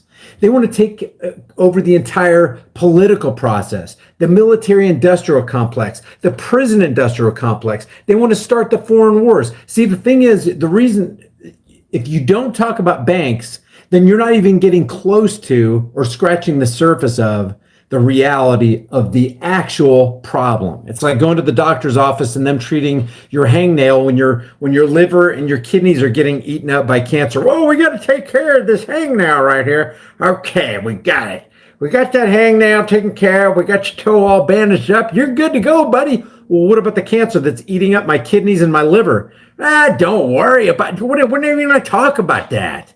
That's how ridiculous it is, guys. Going into the doctor's office and not getting treated for malignant cancer is tantamount to getting on mainstream fake streams, CIA infiltrated Operation Mockingbird, 24/7 propaganda news cycles globally, and not talking about the banking problem.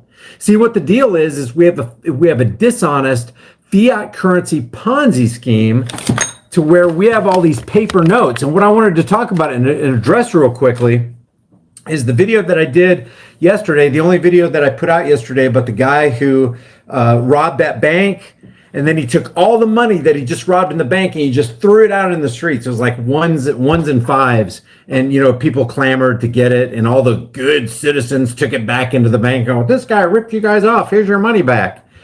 There was a guy who said, well, it's not real money anyway, so there wasn't really a robbery because there wasn't really a victim. Well, actually, there was a victim. That victim was the teller who the guy threatened to harm unless she relinquished the fiat currency banknotes. But here's a paradox. Here's the paradox that I want to talk about. We talk about this all the time. This dollar bill, this reserve currency, let's see if I can get it for you here and see if it'll show up. See that? This note is legal tender for all debts, public and private. This is a Federal Reserve note. This isn't real money. This isn't sound, honest money. This is sound, honest money and has been for thousands of years. It's silver. It's one silver round. It's sound, honest money. What makes this sound? What makes this honest? And what makes this unsound and dishonest? This is a note of debt. This is something of actual intrinsic value. But both, even though here's the paradox. I'll talk about this in a second. But here's the paradox. And if you want a metal that's more precious than silver and gold, then go to the third precious metal, lead. Because how are you going to protect your food, your water source, your silver, or your gold unless you have the other precious metal? Yeah, those are FMJs. I know. Aren't they FMJs? Yeah, they're FMJs. But that is the other precious metal. But the paradox of this is it's worthless and it's worth something at the same time. This still, even though this is currency, it still counts as and is used as and is seen by the people as having value. If it didn't, nobody'd be using this. You can actually, here's the grave paradox, guys.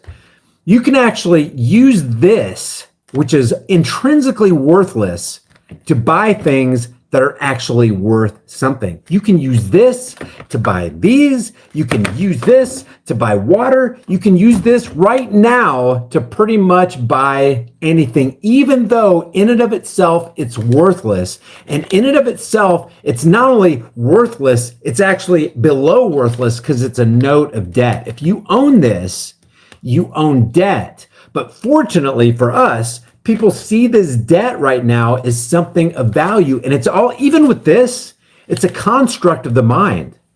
It's how much value are people willing to place on this? And it's a function of the free market. The free market operates on supply and demand. If the demand is high and the supply is low, prices of things like this and glasses and headphones and binders and microphones and hats and gum, it's all if the demand goes up and the supply is limited or down, then the value of that thing goes up in the minds of the people. And it's based on, everything's hooked together, but it all comes back to the mind. It's a construct of the mind. So the construct of the mind today says this is worth something. I can pay my electric bill with this. I can buy water. I can buy food. I can buy clothing. I can put shelter over my family's heads. I can buy a mouse for my computer. I can buy a computer itself. You can buy land. You can buy property with something that's worthless. That is the paradox. But this is the musical chair paradox. And if you've ever played musical chairs, it's a game where you got all these chairs lined up and you got all these people around the chairs and you got somebody that's in control of the music. When the music goes on, the people start walking around the chairs. As soon as the music goes off, you got to find a chair and sit down. When you stand up the next time, one chair is taken away. So now you got the same amount of people, but a smaller number of chairs. The music starts back, you go around and around and around, music goes off, you try to find a chair. There's one person that's not going to be able to find a chair. And that last chair that's available, people are fighting over it. So now you got a diminishing supply problem and you have a same or greater demand problem, and people are more keenly aware of the fact that, hey, when that music goes off, I got a real good chance of not being able to find the chair. If I can't find that chair, I am out of the game. It's game over for me. That's why I call this musical chairs value. It is worth something right now while the music is playing. But once the music of the fiat currency Ponzi scheme stops and the gig is up, all of a sudden, all these babies come home and nobody wants it because all the supply goes up and up and up and up and the demand goes down. Pretty soon, this might as well be dirt. And you've seen the pictures of Weimar Republic in the 1920s. Kids playing with stacks of these, the German, I think it was the Reichsmark, it was the German mark, stacks of these in the street. People are, brushing them out of the street. People are just throwing them in the street, putting them on their walls as like wallpaper. Because they became worthless. They became valueless because there was so much of it. You had to just pile wheelbarrow full after wheelbarrow full just to get a couple slices of a loaf of bread, not even a full loaf of bread. It's at that time when the music stops that silver is not going to be $17.93 an ounce. It'll probably be $1,793 or $7,993, and gold's going to go through the roof. And your things will get more expensive, and you're going to wonder, why am I paying $273 for a dozen eggs? It doesn't make any sense. Well, yeah, it does make sense when you figure that this thing that people currently perceive as value will one day in the minds of men, because all fiat currency goes to zero. I don't care if it's Roman, I don't care if it's German, I don't care if it's French, I don't care if it's the EU. All fiat currency goes to its normal state, and that is zero. Zero. utterly worthless. Right now, it's only worth something because people believe it's worth something. But when you put government in control, and don't get me wrong, the Federal Reserve is not a government entity. It's a private corporation. The Federal Reserve is not federal, and they have nothing on reserves. If they need something, they print it. And these days, they don't even print it. They just go into a computer database and put ones and zeros into people's accounts. That's how worthless this is. So you have a dishonest money system, but it's still worth something. Because if you steal this from a bank, or let's say a single mom who's just struggling to make ends meet, and I put this on one of my posts the other day under that video because somebody was, had an objection to, if you steal this, you really haven't stolen anything of worth. Well, let me say this then. If you have a single mom who's struggling to put food in her children's stomach and try to give them some clothes and a warm place to stay at night, and she walks out of her bank because she had to withdraw about $200 so she could buy groceries that day, and she gets her purse snatched by a thief in the streets, and he takes the $200 that she just withdrew out of her purse and throws her purse back and runs away. Now that woman can't use that thing which we deem as worthless and worth something to put food in her family's stomach and a roof over their head and a warm place to stay at night. So it is absolutely worth something. And the paradox again is this is just a representation, just like this is a representation, just like this is a representation, just like this is a representation, just like this is a value. I mean, you realize how valuable a fork is when you're ready to sit down and eat. And let's say you forgot to pack, you packed a picnic for you and your girlfriend or your significant other or whatever, and you're sitting down to eat and you don't have a fork and you got to eat with your hands. You realize real quick, what's that song by Cinderella? You don't know what you got till it's gone. You don't know what you got till you don't have it and you really need it. And now all of a sudden you've heard my kingdom for a fork. My kingdom for a ballpoint pen. I need to write something. When you got to write something real bad and you start writing with that pen and it's like, man, this thing's not working. What's my kingdom for a pen? You all of a sudden the supply is diminished. You really need that object, and okay, I'll give you $5 for a pen. $10. Okay, $15 for a pen. I need it right now. There's the law of supply and demand. So these things are worth something, but money or currency, which is used as money, is a representation of your time and laboring energies. It took your time and your energies and your intellect to work for something or for somebody so that you could get something of value. And then you trade this for that thing that you perceive of value, a coffee cup, a wallet, or, just whatever, computer, a house, land, sky's the limit, whatever. This is just a container for your time and laboring energies, and it's portable, it's divisible, it's fungible or exchangeable. You're when you go to a grocery store or wherever, and you give them your fiat currency for that food, or you put it on your credit card or whatever, there's an exchange. It's a barter system. It's a barter system based on currency, money, whatever. Currency is not money, but it's used as money. So I wanted to show you something real quick, because are you guys? And then I'm coming back to this because I got something else to say. Are you guys familiar with the Coinage Act of 1792? Let me see what you guys have to say in the chat here. Are you familiar with the Coinage Act? Oh, look at that. We have 666 people in the chat room right now. 666. Look at that. 666 watching right now. Guys, don't forget to hit that like button while you're here too. A lot of times people forget. But if you can just hit the like button, it really helps out channels like this so we can get this vital information out to more people, because it ranks it in the algorithms, and it gives people a thanks. I appreciate. Wow, you just hit it big time. It just went from 198 to 230. Thanks, guys. All right. Let's see. Coinage Act of 1792. Anybody ever heard of it? I'm going to go to the Coinage Act of 1792, and I want you to take a look at this language, guys. This is directly from the Coinage Act of 1982? 1792. Check this out. Let me move some stuff around here. This I want you to see. Here's how important it was for them, at least. Even even under the auspices of believing that government is somehow legitimate, which it isn't, that laws are somehow legitimate, which they aren't, because let's face it, guys, a law is nothing more, nothing less than the opinions of politicians backed by the threat of force. That's all it is. That's all any law is. It's like somebody coming up with something out of their ass and go, this is a law. Men cannot make laws, okay? You know, they can make rules, they can issue commands and edicts and all that kind of stuff and then enforce them, but they're nothing more than the rules of politicians or the opinions of politicians backed by the threat of force. If you don't obey my law, if you don't come in accordance with this law, if you do something we tell you not to do, or if you don't do something we tell you to do, well, we're going to come at you with a government gun and we're going to make you do that thing that we told you to do in the first place. So you better be a good little boy and good little American Johnny and a good little American Susie and obey us, political overlords, so you don't get hurt. That's what it is, okay? So given that is the caveat, the Coinage Act or law of 1792, this is how they felt about sound and unsound money. Dishonest and honest money. Wow, that is just crazy. What just happened there? Let me just back off on this. All right, here we go. Check out this language right here.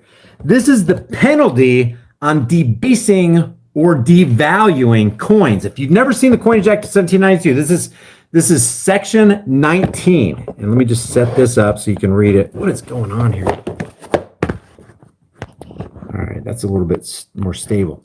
And be it further enacted that any of the gold or silver coins which shall be struck, and let me go, they're kind of operating off of this right here. This is Article 1, Section 8 of the Constitution, and it says, to coin, let me get this in there. To coin, regulate the value thereof, and foreign coin, to coin money, regulate the value thereof, foreign coin, and fix standards of weights and measures. And this right here says, no state shall enter into any treaty, alliance, or confederation, grant letters of marque and reprisal, coin money, emit bills of credit, make anything but, what does that say right there? Gold and silver coin, a tender in payment of debts. That is Article 1, Section 10, guys. And I want you, let me put that on hold and show you this right here. What does that say right there? This note is legal tender for all debts, public and private. Well, guess what? That is not really legal tender. They lied to you on the face of your dollar bill while they say, in God we trust. They don't trust in God. They trust in their God called government. This is not legal tender, even though they say this note is legal tender. This note of debt is legal tender? I think not, because your own Constitution says, shall not make anything but gold and silver coin a tender in payment of debt. Now we get to the Coinage Act of 1792 and the very strong words and language for anybody who would debase any coin which is supposed to consist of gold and silver. What does it say? And be it further enacted that if any of the gold and silver coins which shall be struck or coined at the said mint shall be debased or made worse. Let me give you a hint on what is made worse. Made worse, made worse, made worse. That's made worse. And I'm going to explain to you why that's so bad. I'm going to explain to you why this is the great evil, not only in America, but also around the world, because this is currently, as of the Bretton Woods Accord, the Bretton Woods Agreement, the world's reserve what? Not reserve money. This is the world's reserve currency. Be it further enacted that if any of the gold and silver coins which shall be struck or coined at said mint shall be debased or made worse as to the proportion of the fine gold or silver therein contained, or shall be made of less weight or value than the same. And they're just talking about minimizing the weight. They're just talking about adding something or taking away something from gold and silver, not completely removing it like fiat currency does. This completely eliminates gold and silver right here. You don't even need it. Or shall be of less weight or value than the same to be pursuant to the directions of this act through the default or with the connivance. Connivance, I love that word. That's what happened with our fiat currency Ponzi scheme. Of any of the officers or persons who shall be employed at said mint for the purpose of profit or gain. How do government functionaries get rich? How do they profit? How do they gain? How does a Nazi Pelosi or a Chuck Schumer or a Ted Cruz or any of those people enter Congress, and then 20 or 30 years later they exit multi millionaires? How does that happen? For the purpose of profit and gain or otherwise with a fraudulent intent. And if any of said officers or persons shall emblaze any of the metals which shall at any time be committed to their charge for the purpose of being coined, or any of the coins which shall be struck or coined at the said mint, every such officer or person who shall commit any or either of the said offenses shall be deemed guilty of felony and shall suffer death. What shall be done to the person who, I don't know, says, hey, fiat currency is a really good idea. Just take our word for it. It's worth $1. That over there is worth $5. That over there is worth $10 or $100 or $50.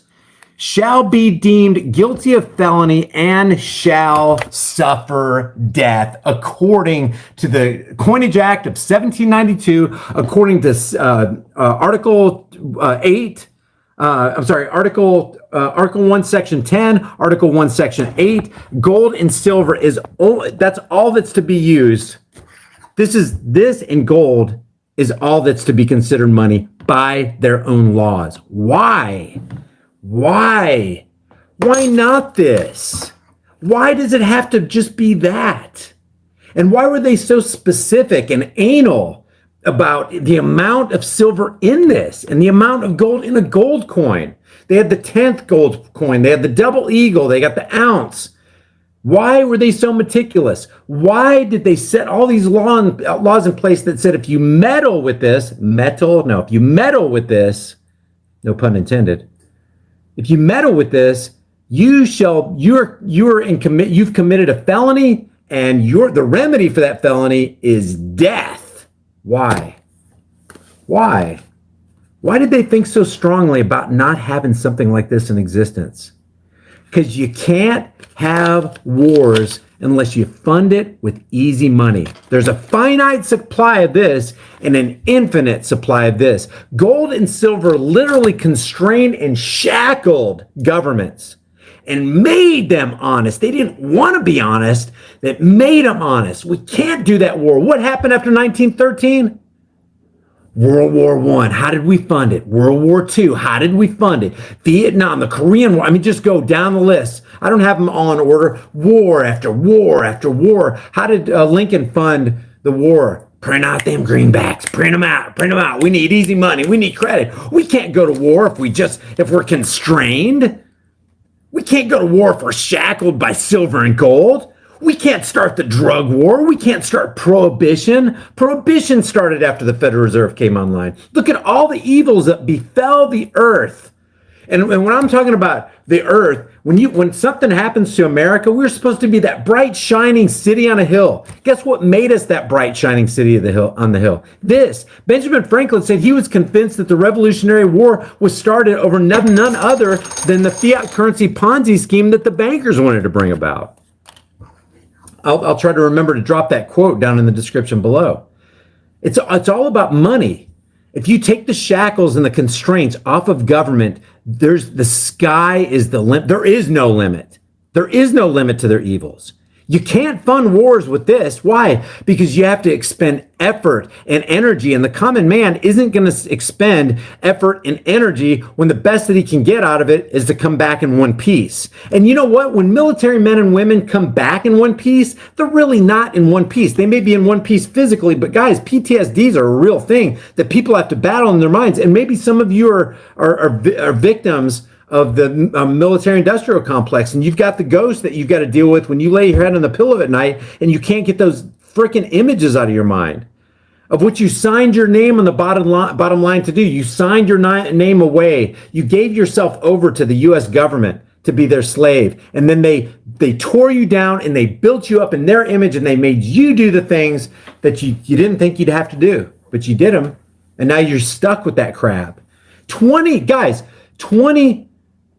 men and women that served in the armed forces. Thank you for your service. Thank you for what? Thank you for supporting the bankers. Thank you for killing all those people who really weren't our enemies and they just wanted to be left alone. Thank you for what service? Thank you for signing on the dotted line and just becoming a brainless order follower. That's not going to help anybody. 20 men and women, ex-military, die every day. They commit suicide. They can't take it. They can't take it. 20 times 30 is 600 a month. And that's just the people they report on. War is hell, man. And when you got hell stuck in your brain and you can't get it out and you're trying to live day after day and you're just you're zoning out because you had to kill kids or you had to torch a village and you heard those people crying and you're trying to travel down the road and institute curfews, how would you and I like it if Japanese or Chinese or Russian forces were constantly patrolling our streets, pointing guns at us, blowing our families away? We'd be pissed, man. We would be insurgents. You better believe we would, because we're going to defend our families. We're going to try to defend whatever vestiges of freedom are left. And this is what makes it possible. This is what makes nation building possible. This is what makes the drug war possible. This is what makes prohibition possible, because you can't have those things without this. Because you need funding for all your projects, and it ain't going to come from this, because that's honest. And you have to expend real work and real energy from real people to have this. But this right here, hey, just roll the presses, says Bernanke and Yeltsin and Jeremy Powell. Just roll the presses. No, don't, just forget it. Don't even roll the presses. Just have some clerical engineers just type some ones and zeros and put a couple trillion in there. Hey, no problem. That's what makes it easy for Congress just to go, oh, what's our budget for 2020? 1.37 trillion. Hey, no problem. We can do it. How much should we give NASA? 65 million a day? No problem. How much do we need to shovel over there to Israel, who hates our guts and destroyed 34 lives with the USS Liberty and just bombed them incessantly till 171 people were just burned to a crisp? Not all of them died, but they all suffered.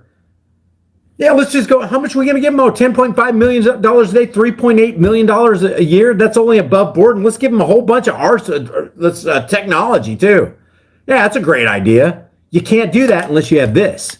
But see, the Communist News Network and MSLSD and Faux News, they're not going to talk about this. This is our problem, guys.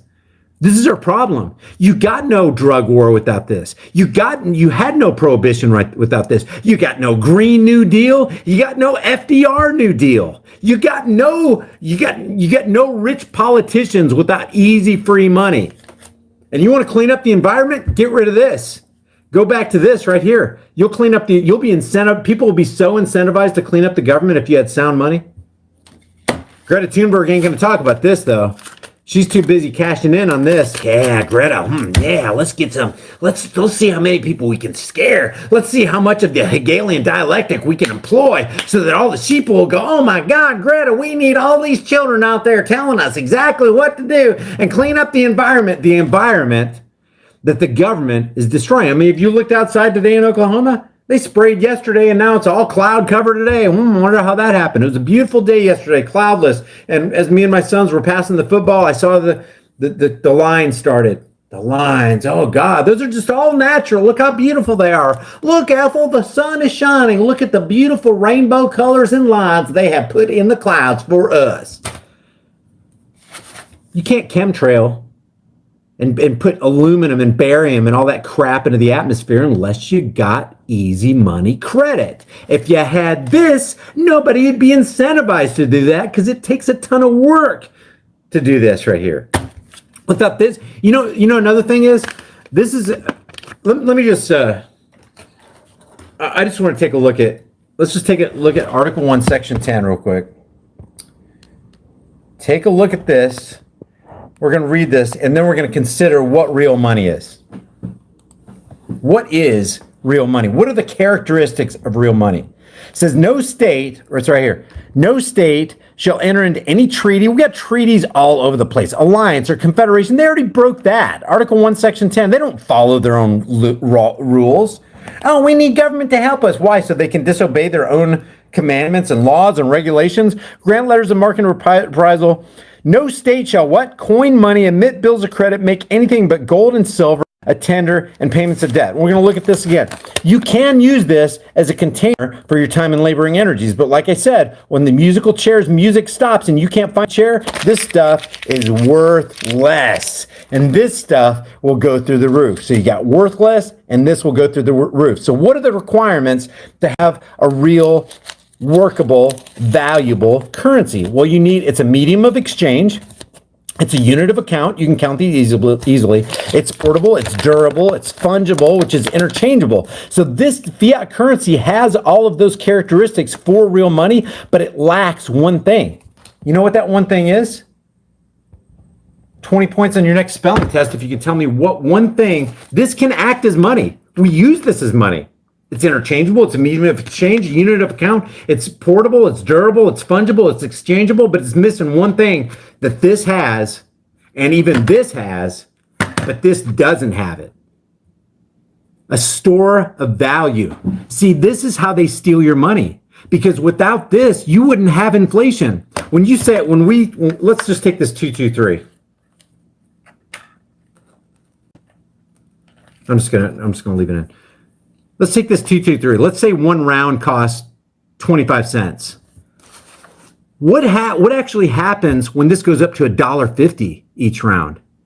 These didn't get more. It has nothing to do with supply and demand. It has nothing to do with the free market. It has everything to do with something interfering with the free market. It's not that this increased in value, it's that the thing you used to buy it decreased in value. So what you got here is if you use this right here as a store of value, if you got a bunch of these, you're just when the music is over, you lose them. All that time and laboring energy that you put into this note of debt, it's gone. Poof, it's gone. But this has a store of value. This doesn't. This right here is subject to the hidden tax called inflation. People can literally steal money. Bankers. That's why I started off this video with give a man a gun and he can rob a bank. Give a man a bank and he can rob the world. And he can rob you without coming to your house, without coming in personal contact with you, because as you have these notes in your bank account or in your pocket or under your mattress or whatever, they're stealing the product of your time and laboring energies. They're skimming off the top. They're skimming off the top. And when the more valueless this becomes, there's a transfer of wealth. And that wealth is transferred from you to the people who own this Ponzi scheme, which is exactly what it is. And when this is out of the way, this has a store of value. This is even manipulated through paper trading. I don't know if you've ever heard of paper trading, but there's more paper chasing fewer coins, fewer precious metals like gold and silver, and that's why this right here should probably be worth something in the neighborhood of $600 to $800 an ounce. But you can get this for $17.93. Gold is super cheap now. It's because they're paper trading, and they're making the paper look like you got that much silver, and people are going, "Oh my gosh, look how much silver's on it." It's not that there's so much silver on the market. There's all this paper following just a little bit of precious metals, and that's what's going on here. So what's the thing that they won't talk about? They won't talk about the problem, the cancer that needs to be rooted out of the American and really the worldwide body of fiat currency. We need to go back to sound money because there are no shackles. There are no constraint on international bankers. There's no constraint on politicians. That's why they're so free and easy with the pen. Oh gosh, you want to give $915 million in the last federal budget? The one with $1.37 trillion, that's trillion with a T? Was it $915 million for youth projects, $4 million for AIDS research and AIDS injections and all that kind of stuff? They allot since the 1980s, since 1986, they've allotted $4.2 billion to pay out people who were injured by all the vaccines that the pharmaceutical companies put out on the market. It's literally insane to have this, guys. It's literally insane to tolerate this. And nobody's talking about the problem. And we can all do something about the problem if we all got together. United we stand, divided we fall. If we don't get together and stand together, we will hang separately. And we got to get back to a sound money system, because when you have dishonesty ruling the land, and the plank that holds up the entire government is the sinking sands of dishonesty and immorality, we have child sex trafficking because of this, because of easy credit. You would not have so much yet. And I'm not saying if you went to a sound money system that you would eliminate all the evils of the world, but you would dramatically reduce it. When you've got easy credit, you got these people, fat pigs, laying around all day going, how many kids can we abuse? Let's start that. Hey, we want to start that child sex trafficking. Oh, really? I know a banker.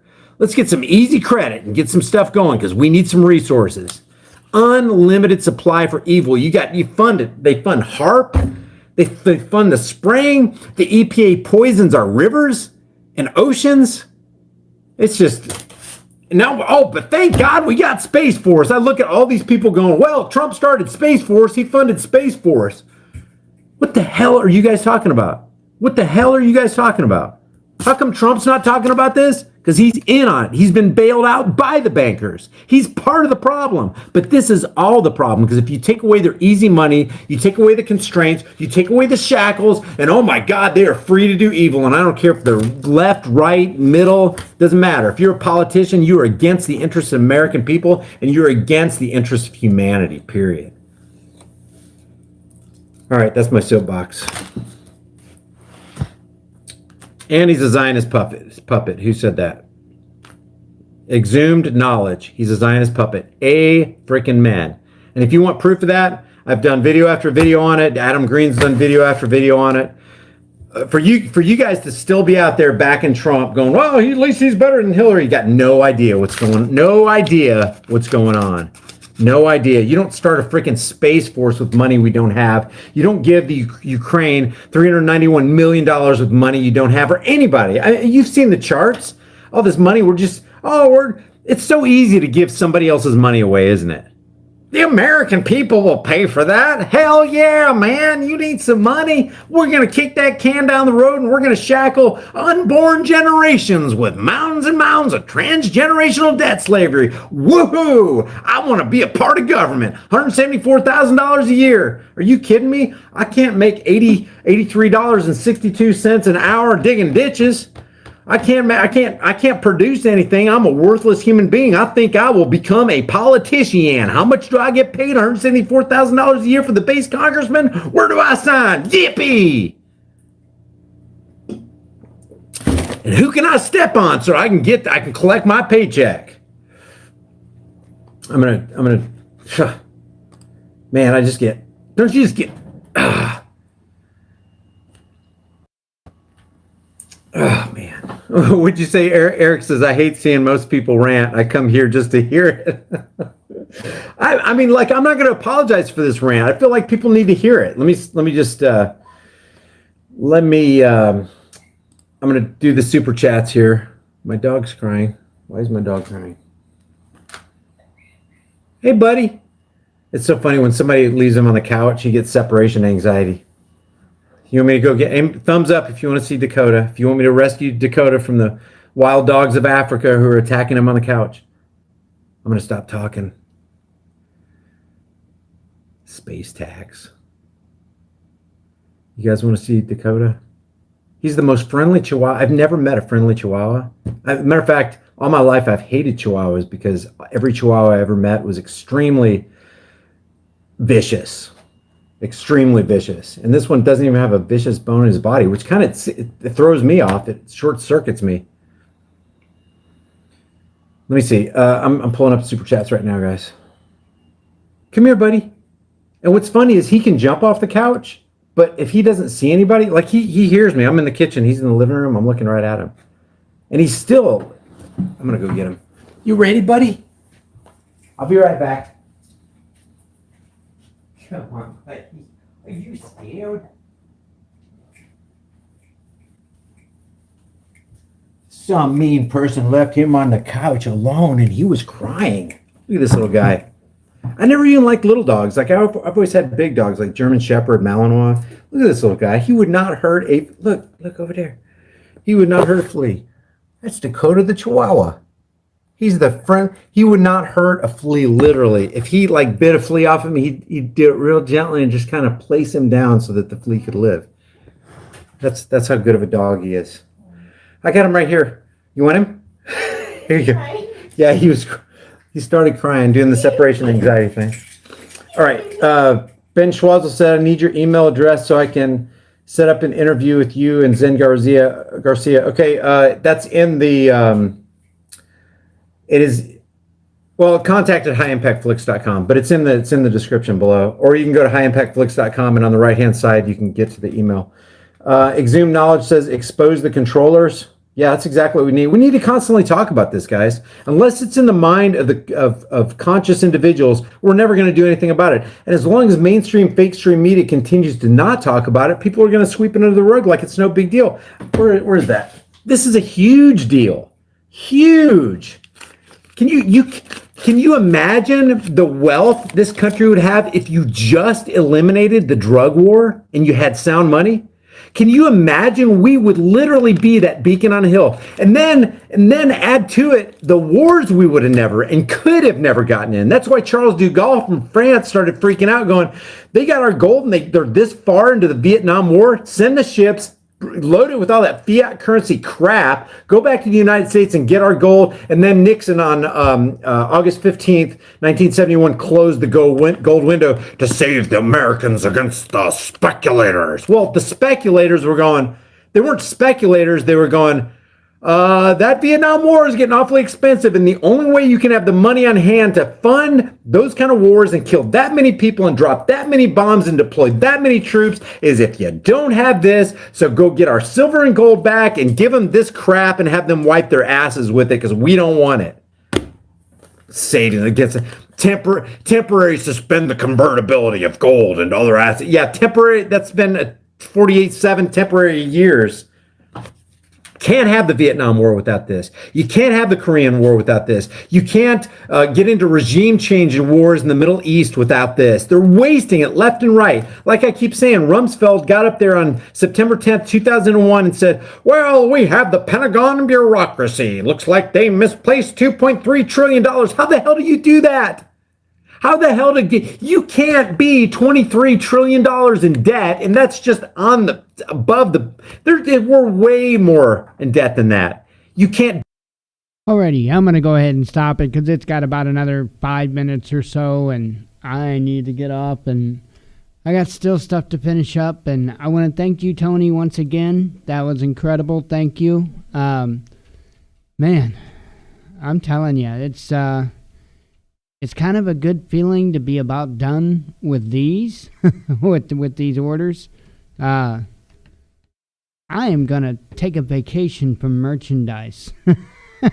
Well, that is until I get the next order. I don't know when that's going to be, but I'm definitely not going to push it. Yeah, it'd be nice, though, in about 2 or 3 weeks if one of my larger customers would pop up. So we'll see. I kind of have a feeling it's about to happen soon. So anyway, I'm going to get out of here for the night. I hope everybody has a great evening. Thank you for coming. Hopefully we'll see you tomorrow. God willing, we'll be here. As always, God bless you. We love you, and be one with your spirit.